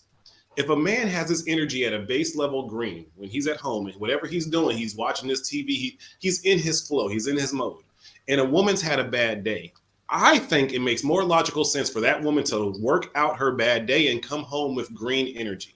Instead of bringing your negative energy or your negative day to your man to vent to. It makes way more logical sense for you all to see each other on the same positive level. And men are usually at a way base level of happiness and idiocracy because we can be stupid in our own heads and be content with that. And women bring the emotions. Women love harder than a man and hate harder than a man. Men usually will operate on the same kind of wavelength. And I think for relationships, it makes a lot more sense for men to not eat that scenario you did where you had I don't even want to hear that conversation in the first place. I really don't. And it doesn't mean that I don't love you. It just means that I don't need to be your therapist. I am your man. I'm your boyfriend. I'm your husband. All that energy, give it to somebody else and then come to me when that shit's all worked out. And they'll come and tell you how that work husband been doing them. And I'm sorry, but oh my God, then I shouldn't be married to that woman in the first place. A man cannot be your everything. What is it that you want from a life partner? Peace. Peace? You want peace from a life partner? Yes. You have peace from home. You can get peace by yourself. What is it that you want them to bring to you? Peace. Lord help us. Yeah, we need help. We need help. Why is that so hard to understand and comprehend? Because nobody needs to bring you peace. That's something that you should have within. No, men will already have their peace. Don't disrupt it. Oh, so he's not saying she's bringing peace. He said he's telling her not to bring disruption. Men can be very happy alone, and we want to have companionship that doesn't disrupt that. That does not disrupt that peace. A man is already working hard if he's working and he's doing his things to provide, and he comes home to peace. And then the woman comes home and she's been working hard too, and she brings home chaos because she is not supposed to be probably working in the first place, but that's a whole different conversation. Men know how to leave that shit outside and come home to their safe space. Women want to come home and vent. You're not ready. Miss Creative says just sex and leave him alone. Is that close? No, that's not what I'm saying at all. He says that's not what he's saying. There's conversations that men like to have with women. There's certain types of women that are actually funny. There's certain type of women who know how to tell a story from point A to point B. And those women you need to wife up. There are certain women who actually know how to get their stuff across in a very amusing way. Women who have been bartenders, women who have probably worked in retail, women who understand how to do sales, women of that nature. They actually know how to have those conversations and do it quick, where it's entertaining and then it ends. Most of our women do not know how to do that. They vent and freestyle. Okay. So hold on one second. What the funk? Dr. Panderson, what you cooking on? Hold on for me. Wait a minute before you answer that question. Danny G, how are you, sir? I'm doing fantastic. Thank you very much. I'm enjoying this. I want to add one more thing for 2 minutes, but I'll let the gentleman talk. You guys saving life right now. You're saving lives because most people won't get this at the university. Wait one second. Dr. Panderson, you want to let Danny G go first, or you going to go ahead and go? Miss Creative, I love you. I was gonna go ahead. I was gonna go ahead and go. I won't keep it long. Okay, go ahead and go. Let's see what you got. I actually agree with Security Boss on this one. You can't. I don't believe you can tell somebody what they can tell you and what they can if you like and you love the person. You're supposed to have a vested interest in what they got going on. And I used to not be the greatest listener just because I wasn't skilled at listening. Now, if it's super girl talk and all that kind of stuff and super deep, not so interesting. But why not just tell her, hey, you're going into some extra stuff. You might need to talk to your friend about that. But not listening shows you don't care about what she got going on in her life. So therefore, she's not obligated to care about anything you got on in yours. This is my opinion, but I'm also single. I don't have a wife, so I I don't have the credibility that Security Boss and Blackman Unfiltered do. If a woman would come home from the gym, I want to hear everything they got to say. Silly. All of it. I do work. I actually work from home, so I don't got to work that hard and stuff. But when she comes home, I'm glad that if it's the type of woman that I want, I want her to come home and she can have my undivided attention. Yep. And I want her undivided attention because I'm going to want something else, especially if she came from the gym. But I'm willing to stop and listen because she not first in my life, but she is very important. And I'm going to try to make her feel as such if she's talking. Yeah. If she's talking some Victim Olympics talk, no. I'll listen, but yeah, I got something to say. But if she's talking some old whatever, it's a conversation. But I'll at least listen to what she has to say. Right. Okay. Thank you, Dr. And if Perry. I'm wrong, then it is what it is. Thank you. And one other thing. Yes, sir. Whoa, you need to be listening to your woman. Good evening. We'll see you soon, Y'all Dr. go ahead. Danny G, before you start, Mr. Steele, how are you, sir? Oh, it's your mic again. Come on, Mickey Mouse. Hey, it's your mic again, Eugene. You know you got to go out and come back in with that mic drop. Drop down and come back up. That sounds crazy. What happened to Danny? How are you, Danny? You doing good tonight? Doing amazing. I'm looking amazing. Thank you very much, guys. I'm learning. I'm becoming sharper, better, and I probably know women than most of you guys in here and in the chat room. I'm just joking. Thank you very much. What do you have to add to this conversation, sir? Well, what I would say, I agree with you, and I do understand where the gentleman is coming from. Because remember, two of us, we didn't grow up, we didn't have the same family structure. The way someone is really based on how that he or she grew up, the environment.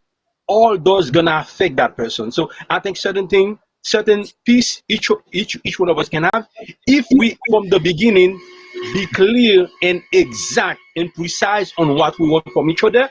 How about each of us make a list? What you like, what you don't like, how you want to be treated, what you expect from him or her. We do that to each other, peace. And if we can follow the list and do it with each other, we will never have such problem. We marry for life. That's all I want to see because I'm at work right now. Unless you guys have a question, if not, I'm gonna leave right now. Thank you very much. So it's really easy, simple. To me, I see love is simple. My expectation is this is what I want you to do. Very simple. I'm not gonna even mention money. I'm a man, so I'll do what I'm gonna have to do. So just be feminine, fit, friendly, cook. Learn how to cook. I'm gonna help you in the process. I'm your support. If you wanna talk to someone, I want you to talk to me. I don't want to talk to nobody else. You can talk anything you want. I don't care. I'm tired. I'm still listening because I want you to talk to me, not to talk to someone else. We have to be smart and prevent problem, from my opinion. Because when you neglect someone, you abusing that person emotionally, and sometimes the person might end up talking to other people, not because he or she want to, because you neglecting the conversation. He or she should not be talking more better than you, each other, than someone else. That's crazy. We have to be very intentional in how we move and what we expect from each other. Lastly, loving simple. Make a list and then do it to one another. Respect it and make the expectation. Just respect it. Follow the rule. Go by step, and respect everyone. And then all the chaos, most of the time, go out of the door. Thank you very much. Danny, I like that. We'll see you soon. Thank you very much. Sorry, I'm at work. I got to go. I'm sorry. All right. Bye-bye. So what the fuck? Did you hear that? He said, just make a list. And you all need to agree on the list before y'all even get into a serious relationship or the expectations from each other. And he said, you don't want to emotionally neglect your woman, and you don't want her to emotionally neglect you, because she will slip out and start talking to other people, not intentionally, but just because she's not being emotionally fed by you. So what do you think about that? What the fuck? We don't need a list. We need the wrap it up box from the Dave Chappelle machine, from the show, where women get their points across in a 5-minute span. And then we can go back to our energies and do what we need to do. to be continuously listening about your shitty work day, about your girl that you can't stand, about your friend that we already told you to cut off, but she keep bringing you about. We don't need to hear it as men. And honestly, the men who are probably gonna, if she's gonna go off and cheat or do whatever, that man ain't listening to that. That man is believing a whole different story. So the work, hey, have your work husband. I don't care. Come to me with good, positive energy because I don't want to hear it. I have videos to make. I have art to create. I have things to do. I have working out to do. I do not need to be privy to a woman's emotional freestyling. Now, we can have conversations, and if she can get those conversations, we can chop it up. If she's funny, then I can chop it up with her all day. So maybe women got to learn how to be actually funny with the stuff they say because they, a lot of times, are not. They have no punchlines with the shit they saying. It just is never ending. Have you been on a date with a pretty woman and it's sure. How are you feeling today? What the funk? How are you today? It's 2:45 in the morning. I woke up for this conversation. Okay. So I'm happy to have it. Do you have any liquor? Great. Do you have any liquor nearby? Anything to drink? No, I don't. Okay. No, I don't drink. I'm native. Okay, so hold that thought right there for one moment. Tommy B, how are you? Hey, how you guys doing? Doing good. Hold on, we're gonna get Mr. Steele. Mr. Steele, what would you like to ma'am. add to this conversation, sir? Well, I'm listening to the conversation about, the women and, and I've said this, a lot lately. It comes down to courting again. Before you go out courting, you got to think about, well, first, what do you really want? You have to have this list in your head, first of all. And secondly, and I said this a lot too, how much are you willing to change? How much are you willing to sacrifice? Because when you get into any relationship, it's going to take some type of sacrifice, sometimes. Because in a relationship, it's not about you anymore. Okay? It's about, both of us.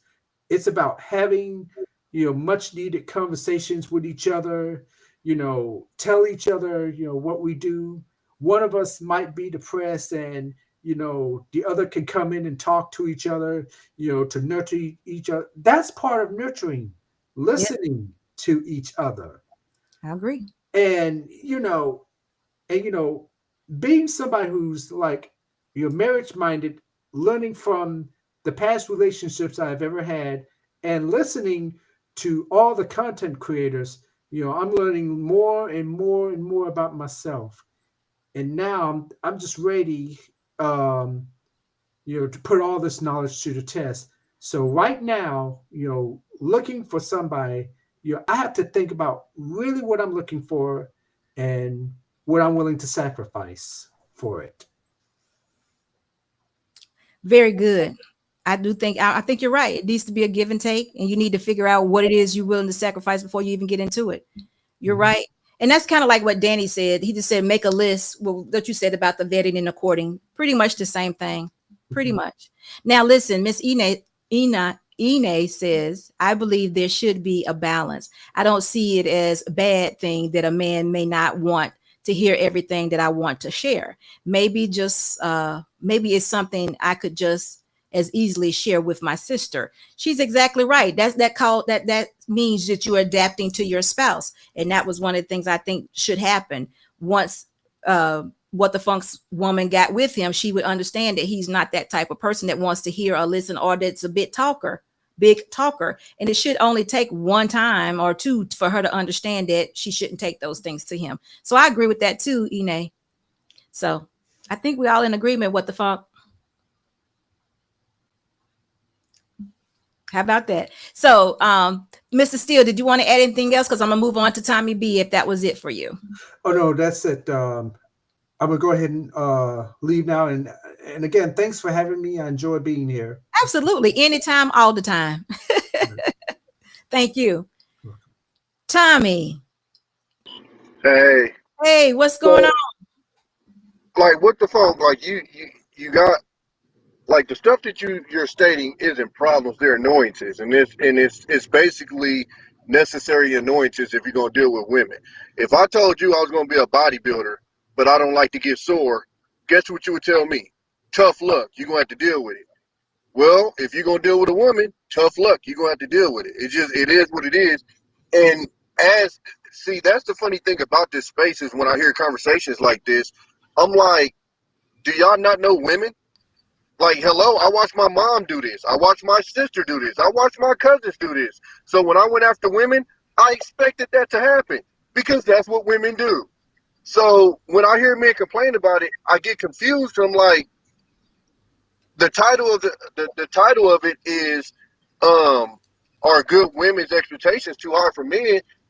And it's damn near sounding like our expectations are too hard for women because that's what women do, bro. Like that's what they do. It'd be like your woman wanting you to sit down and pee every time you went to the bathroom. That's not what women do worldwide, Tommy. Now, you might be thinking of American women, but there's a whole other plethora of women. Or think about Muslim women from the Nation of Islam. Do you think they do the same thing that I'm speaking against? They do not. So it's not a thing that you say that's what women do. Well, I can only speak on American women. That's who I deal with, and that's what they do. If they that's cool, but I'm saying if you grew up in America, that's pretty much what you're accustomed to. Native American women are American women. There are women in America who do not do these things that you're speaking about. No, that's what I'm saying. I can't speak for them. So if they don't do that over there, that's fine. I'm saying what we're groomed to over in America, sir. It's not. It's in America as well. It's not just. It's our culture that kind of privies this. It's a modern culture that privies this. But women worldwide do not have to feel like, oh, I have to talk. In actuality, women have only become this talkative to their life partners in the last like maybe 50 years.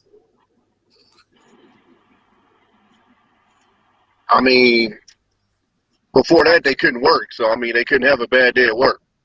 But I'm pretty sure if they had a bad day at home, you heard about it. White women, they worked, but they didn't bring it home. They worked back then, or they worked in a farm. They still did work. I thought the whole feminist movement was for them to have the option to work.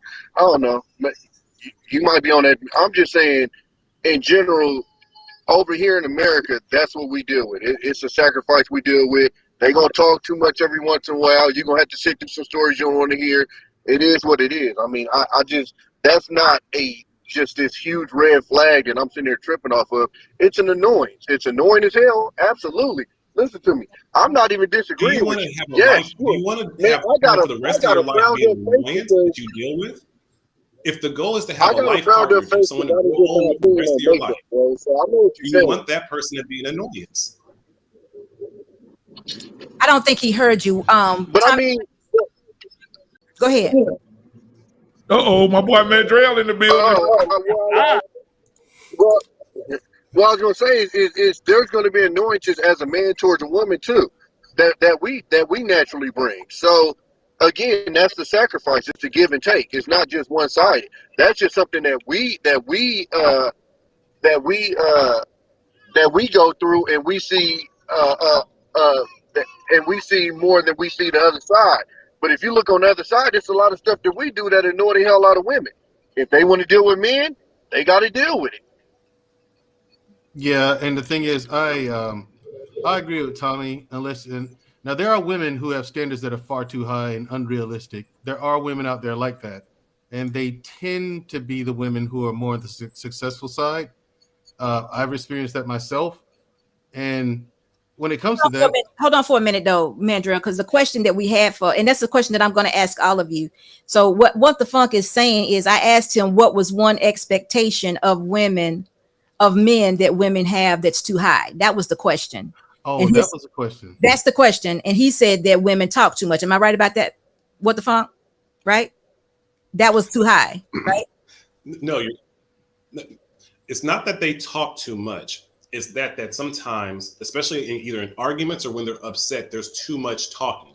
I think if women can actually talk with a verbatim that's actually enjoyable for a man, then we can listen to women talk. If women can actually have punchlines with their stories, then men don't mind it. But it's so much of just venting. That's the part that's talking too much. That's part of being in a relationship, dude. You're supposed to let her vent to you. It sounds like you're not ready for a relationship. I don't think you should. Oh, then it sounds like you're not ready for a marriage. I've been in many. Security boss, we cannot hear you. Why do men really feel that you have to deal with a woman's venting to be with somebody for the rest of your life? Because that's what marriage is supposed to be. You muted. We can't hear you. Okay, hold on. There you are. You're good. Thank y'all. So listen, Mandrill, I want you to answer that question too, because what we're doing is, the title of the show is do good women have too high of an expectation of men? So that was so basically what the fuck says venting is too high of an expectation of a woman. Him. I want to hear right. So I want to hear from you, Mandrill. This is a good one. I want to know from you, what do you believe with that statement though? Do you think that good women have expectations are too high of men? Some. Okay, so and women though. But wait a minute, before you go away from it, in your dating experience, what expectation was too high that a woman had of you? When she wanted me to take care of everything, both financially and otherwise. I had to pay all of my bills, her student loans, the whole 9 yards, and she was dead serious. And I was like, okay, no. Here's the thing, she didn't want to work, and she wanted to be a housewife and things like that. And I was like, okay, what are you going to contribute? And so she said, I'll just take care of the house. I was like, you don't get credit for that. She's like, why not? I said, because I live there too. We're both responsible for that, And so I was like, honestly, you don't want those problems, because if I'm taking care of all that and you're just taking care of the house, I better be able to eat off of any surface in that house I feel like it at any given time. So like she wanted a traditional. So she wanted more of a traditional relationship. Were you all going to have children? It wasn't a traditional thing. She wanted to sit at home and let the guy take care of everything while she lives a comfortable lifestyle and not really contribute anything. She was talking about hiring house cleaners and stuff like that. My God! It was completely that was way high. That was a good one, man. That's a good one. That's a good one. That is an example of high expectations being too high, because she didn't say anything that she was contributing to the relationship. So I'm there with you on that one, Mandrill. Tommy, was there something an expectation that a woman has had of you that was too high, or do you agree with that statement? Are good women's expectations too high? I think a good woman can have too high expectations, because if she's a good woman, then your expectations should be able to get you what you want. So I think the only way that your expectations are too high is if you can't get what you want. But I was going to speak on what Blackman said too. I think we get that mentality when we're in these spaces, as far as like these women want all of this monetary stuff from you. That's cap, bro. Like, because if that was the case, then none of these women would get screwed. Like, they are not out. Like, I get every woman on Kevin Samuels is saying, I want $100,000 a year dude. That's not in the real world, bro. Like, it's just not. Before I even touched six figures, I had no problem getting a chick, bro. Ever. Like, so this whole manosphere and this whole Kevin Samuels, like that, bro, that's not the real world, bro. Like, females are not expecting everybody to be in Benzes and BMWs and, having 3-story houses like that. That's not the norm, bro. Is there something out there? Absolutely. But that's not the norm. And I think we need to be having conversations more about the norm than the exceptions. Yeah. And I agree with you, Tommy. I do too. I should have said that. It's not the norm, but there are women out there that there are some and growing number. And I think that the reason for that is, Tommy B, is because of what's happening around the world. I think the influence. I think that when you have women of stature saying, "Hey, listen, you should do this," just the same as Kevin Samuels was saying, the same thing he says. Hey, listen, men, you need to be asking these women what they bring to the table. Vagina should not be the only thing that they bring to the table. You should have and so I think it's vice versa too. You have women that's telling women the same thing. Hey, listen, Tommy B, girl, how much he make? You know how women talk. Girl, who you dating? Tommy B. Oh, you to my tall Tommy B from YouTube. Girl, how much he making? Oh, he making about 60. And Blackman Unfiltered is correct, Tommy. It is. I agree with Tommy. Tommy's right, because it's not the norm. But Blackman Unfiltered is right, because it is a growing number. It's growing. Every day it's increased. It is a growing phenomenon that's going on out there. Mm-hmm. And But I agree largely with Tommy B. I mean, And we lost Tommy B. Yeah, if that was the norm now, I mean, most of these dudes, we wouldn't be in relationships with anybody. So hold on for one moment. Aaron O, how are you, sir? I'm doing wonderful. How you guys doing today? Aaron, what's going on, bro? Hearing all this, Aaron. So from the statement that was made, are good women, the expectation for men, is it too high?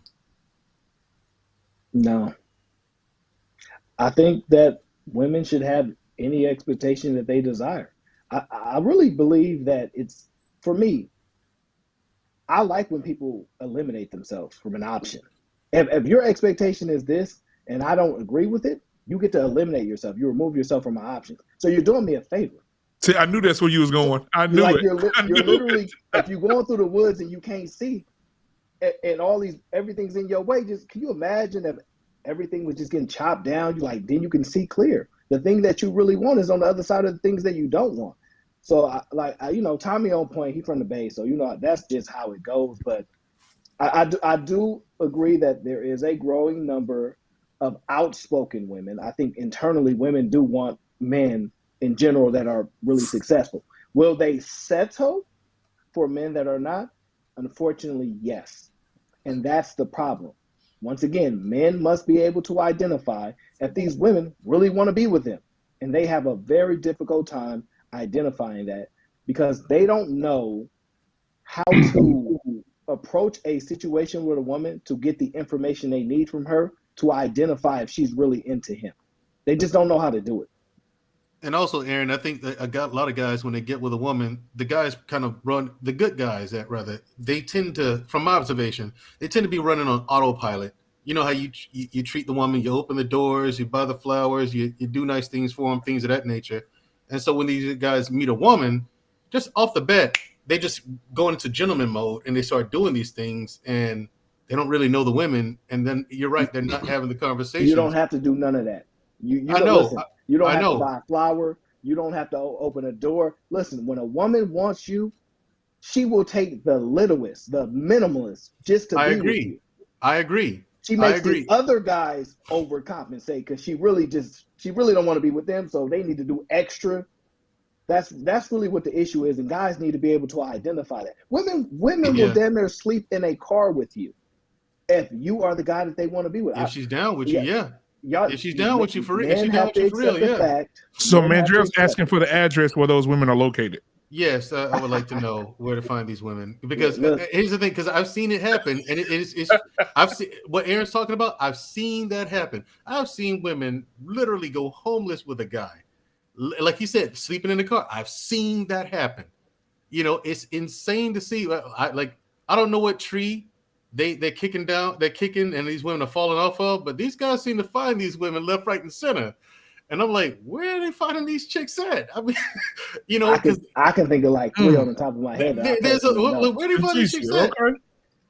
You're muted again, security boss. You see, go back to mute security. It's your own show, security boss. How are you muted on your own show? There she is. Security boss. Okay. Anyway, it's a long story, guys. It's a long story. But listen, I see it all the time where women, I happen to think that if a good man is, you know what, he didn't got to be no good man. If a man really, truly wants a woman, he can get her. I say this all the time. I say it all the time. But it depends on the women, though. It depends on the woman, though. You can't. I mean, he's got to want the woman that is in. I mean, I'm not saying the. Anyway, just listen to what I'm saying. It can happen. Just hear what I'm saying. I'm not talking about the homeless man and the president. I'm not talking like that. I'm talking about there's some cultural things that have to happen. There's some, area things that have to happen. So it's just not that hard to get a woman. And I know women will be homeless with you. They will definitely be homeless with you. So I don't know what's the breakdown. Okay. But listen, before we go on, hello, Mr. Bennett. But wait a second. I got somebody else I want to bring. I've got a woman. So what the funk? Are you good with this? You still looking for a woman? Or we just turned you all against them? Where we at right now? I do. I look for women constantly. It's awesome here in Germany. All I want to say is that maybe the logical thing is that whatever expectation you got with the man, when you get with them, try to keep those expectations kind of at the same level. Maybe that's where the arguments kind of come in place, where once we get together, then you start comparing to everyone else around you and you start increasing your expectations in the relationship. when we already got you at this certain level. Let's grow slowly instead of trying to superficially compare and get expectations we do to other people's fake lifestyles. And that's all I say. Happy to see a woman on your thing, so I'll go ahead and bow out, and I'll be in the chat. Come back now. Come back. Don't be gone so long. Let's secure the boss. I like to. Security. You know you ain't ran me off nowhere. You ain't from this planet. I have Huh? a question. Oh. Wait a I minute. be working. I be doing art stuff. I be doing my weird stuff here in Germany. I be not doing complaining. creativity stuff. I'm not complaining. I'm just saying, don't be All gone. right. We'll see you back soon. All right. Have a good evening and stay in the chat. Quick So question wait a for minute. security boss and Aaron, though. Hold on for a minute. Hold okay. on. We have to say hello to Miss Nash. Miss Nash, how are you? Where are you? It's good to see you. I'm right here. How are you? Doing well. Doing well. Thank you for coming up. So listen, Mr. Bennett, how are you doing? Before we go to you and get your input, we're gonna talk to Mandrell and see what he wants to say. So Mandrell, go ahead, sir. Yeah, quick question. As I said, for y'all point, I have seen women go down with the ship in a relationship, right? Yeah. It's usually with trash dudes, though. Like dudes that really don't like. These women are like the woman's not the priority to them. The guy's kind of just doing his own thing, doing whatever he wants to do. I'm not saying this is every case, Aaron. I'm saying from my, and it's anecdotal, but from my observation, the things I've seen, it's with guys that don't really have anything going for themselves. Again, I'm not saying this is always the case. However, women do have, it proves that women do have this capability of going down with the ship with the guy, always taking with him through the thick and thin and the worst of the worst. But this doesn't typically, I don't observe this with women who have got things going for themselves and, you know, the ones who have decent jobs and stuff like that. So I don't observe it. I'm not saying No. they don't. I don't observe that. So is that has to have something to do with it? No, it's just what you don't know. A millionaire can go bankrupt and lose all his money. That woman is gonna follow him right there because a good man won't be down long. He's gonna find a way to revive himself, and it's best that woman stay there with him. It's just you just don't know how it looks. When we say homeless, that doesn't necessarily mean you're on the street. That just means you don't have your own. Or you're in between blessings. We used to say in between blessings, or your finance, you lost all your money on the stock market, or whatever the situation is. You're a lot less than you were 5 years ago. Right. That's going through. That means that we're broke for a time, but we're gonna get back on top. So why would you leave a man? You know, because she can go get a job. She can help rebuild. She can help go get that apartment or that small house or that first investment to build him back up. That's what women do. That's what a good wife does. So I don't know. You know, I think that happens all the time. I think that's actually the way it is. A good man, a millionaire, men who's making money, self-employed men, women go with them. I don't know of many that would leave, because why would you leave? They know where it is. These are hustlers. These are men who, I don't know. Maybe I don't see that. You don't even have to be at that high of a level. Right. But I made it extreme. I made it extreme so he could see that. No, I see what you're saying, and because I've seen both areas. I've seen where women, the guy gets down, and it's like, oh man, I got to start all the way back over. I got to build this up again, and then the woman leaves because he doesn't have the means anymore. And I'm just like, but I see that, but I also see women, like Aaron says, the guy doesn't have all that. You know what I'm saying? The guy has very little, next to nothing. You know, barely affording an apartment, but then he loses the apartment, and this woman's sleeping in the car with him. So I've seen examples of both. And I'm just like, what is the difference in the woman here that would make one? Because it makes sense what you're saying. A hustler is going to hustle. He's not going to stay down for long. This guy's going to bounce back. So why wouldn't you ride through the storm with the guy and ride that wave up with him? You know, I just don't understand like that part. Why would you leave a guy who's been successful before? And you have to be a hustler to get up to that level. From what you're saying, man, it. It sounds like she left the guy because she was willing, because he provided that lifestyle. Right. You can't be picking a woman because you provide a lifestyle for her. No. And that's the thing. It's fine if you guys can have that lifestyle, but if she's with you because you provide that lifestyle, that's not a winning formula. Right. Right. So he was right to let her go. This isn't an example of me or nothing like that. It's just like the guy, because what he did was he was like, there's nothing wrong with a woman that likes nice stuff. There's nothing wrong with women that like traveling, to like the finer things in life. But a woman must have a firm understanding of how difficult it is to acquire these things, how difficult it is to do these things. It's not a normocracy, right? This is not something that's normalized. So if they have an understanding of it, then they go, okay, right now, this is where we at. We can do this. Okay, we got to scale back. Okay, Right. now we can go. Like, they have to be able to, if they just know this is the way I'm going to live. And if you can't provide this, she didn't want to be with you in the first place. Nope. You Right. got to be able to identify. All right. Right. So listen, Miss Nash, what do you have to add to this conversation, ma'am? Nothing. I'm just listening. You're not gonna say anything? I haven't heard anything that I disagree with yet. Okay. Oh wow. Okay, that's good. She's a great. So Blackman Unfiltered. I didn't say nothing. I did said wow. Oh wow. I just said, oh wow. You said you ain't heard, you ain't disagreed with. How are you today, Adrian? Are you doing okay? How you doing? I'm doing okay. Nothing to do with you. Miss Nash, You are you said what married? now? Are you married? I'm not. Oh, okay. Any children? I do not. Okay. Okay. So Miss Nash, do you so when you I'm married and child free. So Miss Nash, you say you haven't heard anything you disagree with. So with the topic, where is do good women are they expectations too high of men? What do you think about that topic? I mean, security boss, I can't speak for all women. Right. I mean, and so when I get in these spaces and I hear, one man speaking for all men, I just kind of look at it with a side eye because I'm like, you can speak for all men? He's not speaking for all men. There's a certain all women. There's a specific type of man that he's speaking to, right? And is speaking for, and he's not speaking about all men when he talks to women. And guys, today I see that a lot of guys get the wrong idea.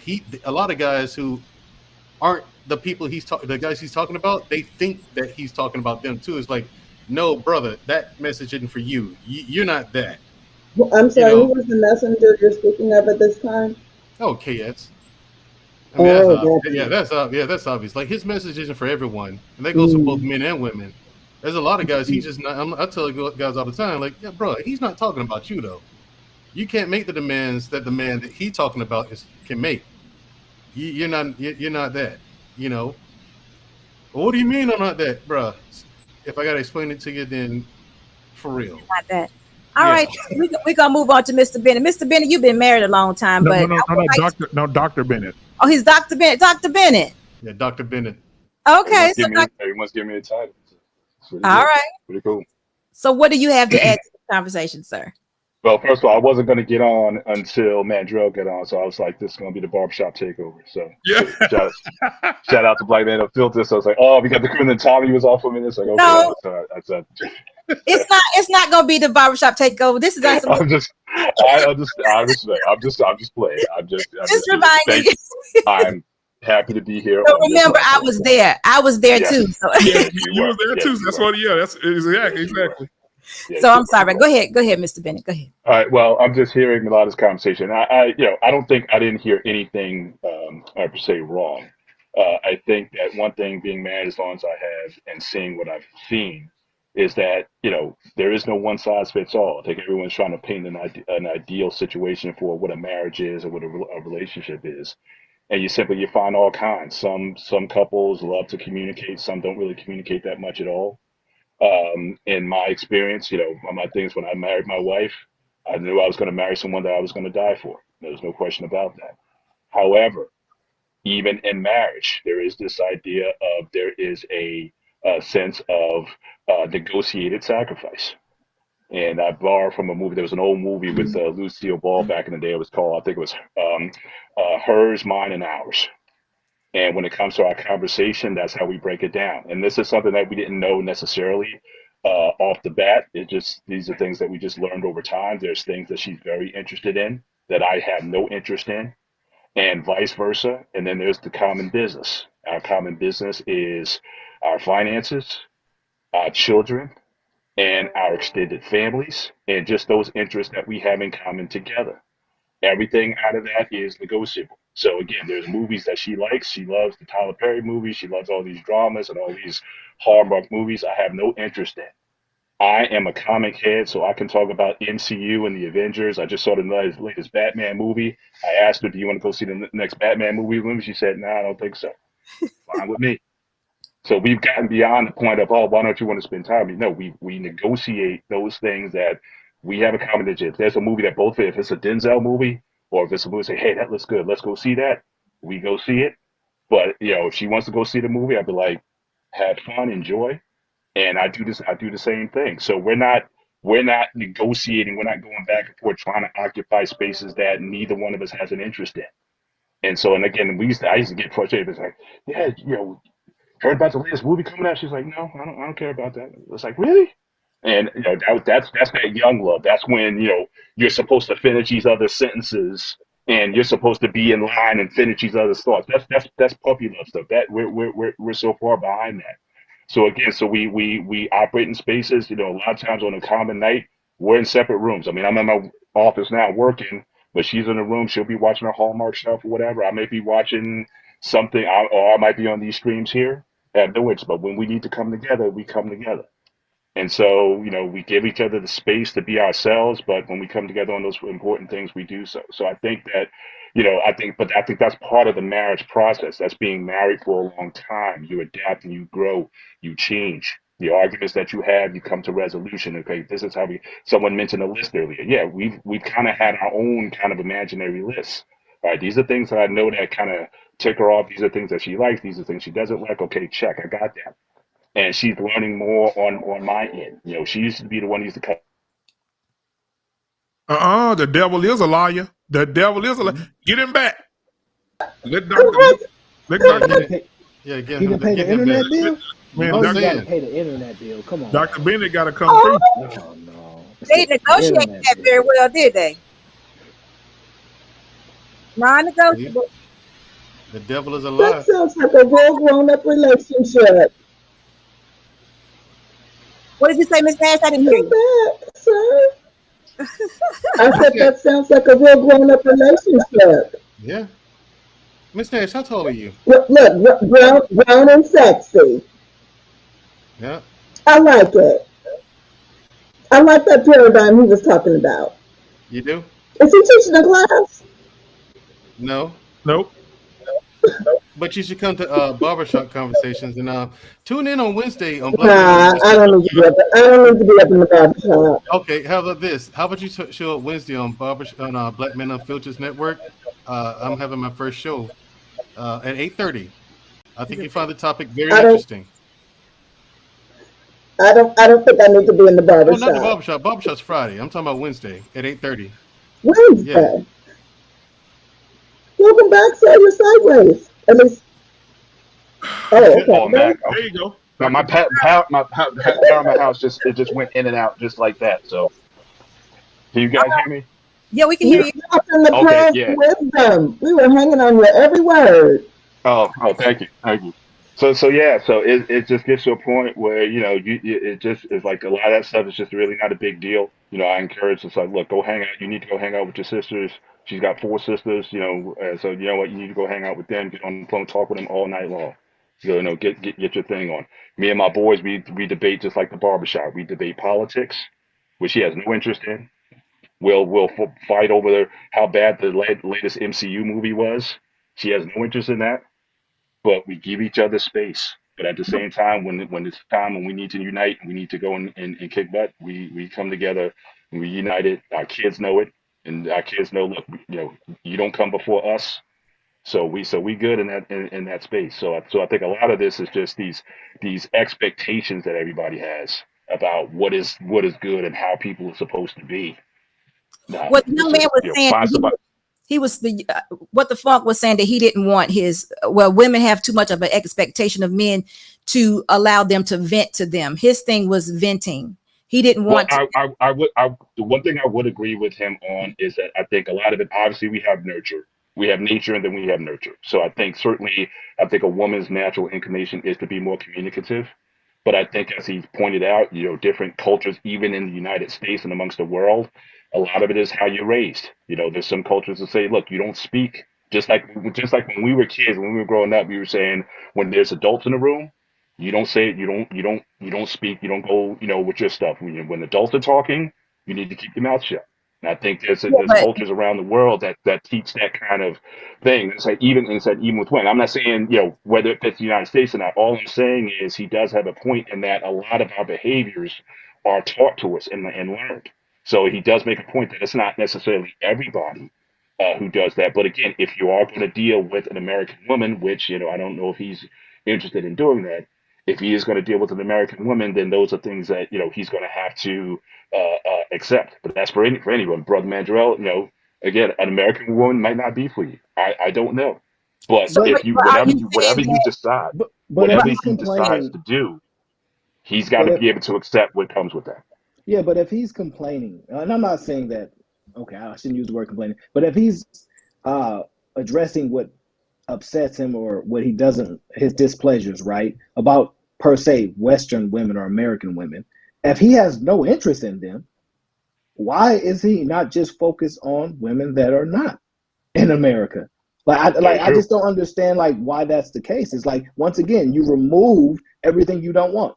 So you've Right. identified what you don't want, but you said what you do want does exist somewhere. So Right. sometimes I just get confused when when guys are just talking about women that they don't want so excessively, and Right. then say there are. Say if you would say I can't find no women at all, I can understand the frustration. But when you say, "Oh, there are women," I know exactly where they're at. Then I'm confused. So my only point was this: if you sounds like Mr. Bennett, what you and your wife did was you communicated these things. There was communication Absolutely. that took place. And Danny G was saying, okay, let's create a list going in of the things that the expectations of the marriage, or I'm saying to you, I don't want to hear a woman vent, or men, I don't want to, wash your clothes, whatever the situation is. You were saying that the way you and your wife dwell together was communicated throughout your marriage, and you're in a good place now where you both understand each other. And that's where I think that he was having trouble with. Right. Yeah, That's it didn't seem like he wanted to compromise at all on the side. He just had like this very rigid point of view on things, and nothing. Like he wasn't necessarily like, "What are you willing to give? What are you willing to sacrifice?" And again, it's all about it's communication. But again, not even. I don't even like using the word communication. I think because again, communication, as we've been seeing here all night, you could just be talking endlessly. Negotiation. There's a purpose to it. There's a reason why we're talking. What is the issue? How are we going to get past it? How can we move a way forward that works for both of us? So again, negotiation is a very specific type of communication, and I don't think there's anything wrong with negotiating with your spouse in terms of what each of you need, and then be commitment. The commitment is going to come in to say, okay, I'm going to do my very best to be able to live up to what we negotiated. But if it's just communication, then you're just talking past each other. So I think you have to. I hear a lot in these spaces people talk about being intentional.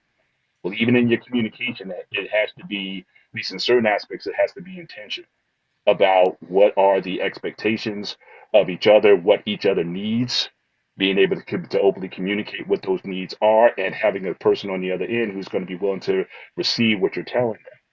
And so, again, I think that has to be a part of it. So I like the word negotiation rather than just communication, because then you can just go on forever with that and never get anywhere. Yeah, I agree. And like me, I mean, I don't know. Listen, guys might not know this about me, but in all honesty, two things: I'm not perfect, and second, I'm not much of a nurturer. I mean, most people can't tell that. You Oh know, no, we can Oh definitely no, I we can tell. tell. most people can't tell. Can't Oh tell. yeah, we can tell, Doc. But what I can offer in lieu of that is I will listen as long as it takes. If you need me to help you rationalize, I can do that. If you need me to help you solve for a problem, I can do that. But if you just need me to listen overall, yeah, I'll be that ear to listen to. You want to shoulder the crown? I'll be that too. But to nurture, I don't know what that. Well, Listen. well, define. All right, well, define it, I don't. because what you just described, your ability to listen and your ability to adapt. I mean, that in of itself can be nurturing. So maybe we have an issue with the definitions. What then? Definition. If that's not nurturing, then what is? Is it the Is it that But emotional? Yeah, that whole but thing. That whole part of it. Mandrell, If we're Yeah, that saying whole that's thing. because we can here's say, the oh, for a lot of us, we were nurtured by parents who might not have been as emotionally.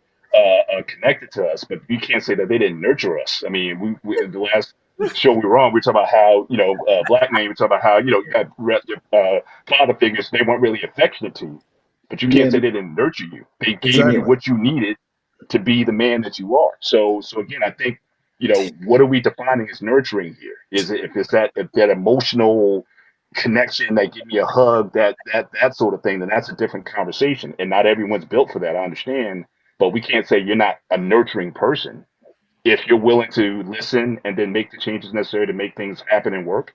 I think that's a nurturing trait. So I wouldn't mark yourself down for that because you may not be as emotionally um, sympathetic, but it seems like you're certainly capable of empathy, and I think that's a good thing.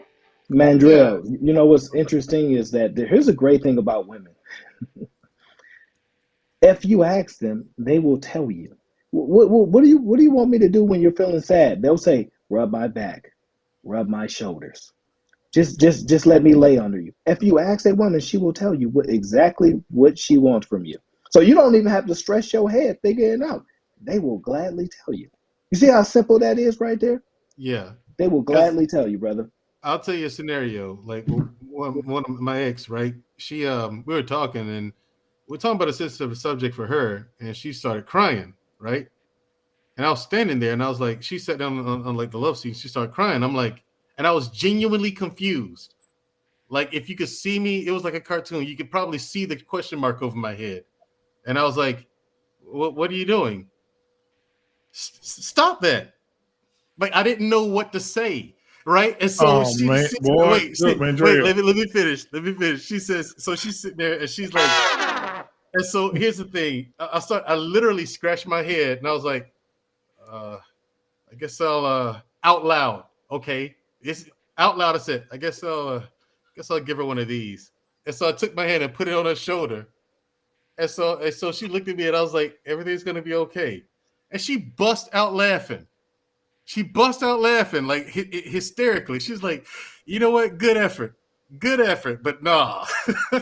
Was she bipolar? You know what I'm saying? She's like, good effort. She said, I appreciate it. It was cute that you tried. Like she understood that when it comes to social things, I'm very much so a fish out of water. You know what I'm saying? And she got it. She understood it completely. And so she watched me and she just started laughing at me sometimes and tell me what I'm doing that's silly to her. I mean, I was trying, and she knew it was an honest effort to console her, but I just didn't know what to do. Mandra, hold that thought. We got a super chat from Miss Janesta Coleman. Thank you so much for your $10 super chat, and you get the Money Line song. Money line, I'ma run it every time. Give me mine, going up, need no decline. Money line, I'ma run it every time. Give me mine, going up, need no decline. Yeah. Mr. Nesta says, hello, security boss and panel chat room as well. Thank you so much, Miss Coleman. So you working on it, Mandrell, right? You very much so, working on it. Okay. Working on it very hard, yeah. Well, that's good. That's all that matters, that you see an issue and you're trying to work it out. It'll be worked out. The more you love, the more loving you'll become. But you know what's interesting though, Mandrell? You don't have you actually have like energy wise, you actually have a welcoming energy. Like I don't identify you repel things. Like I actually see you have a gravitating energy. Oh, that's Mandrell today though. That's Mandrell right here, right? That's what since he's been rocking with security boss. Yeah, that's what that is. You can get Mandrell over there on somebody else's platform. Get Mandrell at the barber shop and see what you get. Get a little drink in him, a little bit of drinky drink. No. Let it be past 11:30. That's what it is. You might get somebody else. So, but it's a Wednesday though. Oh Lord, I don't know what to do. I'm scared myself.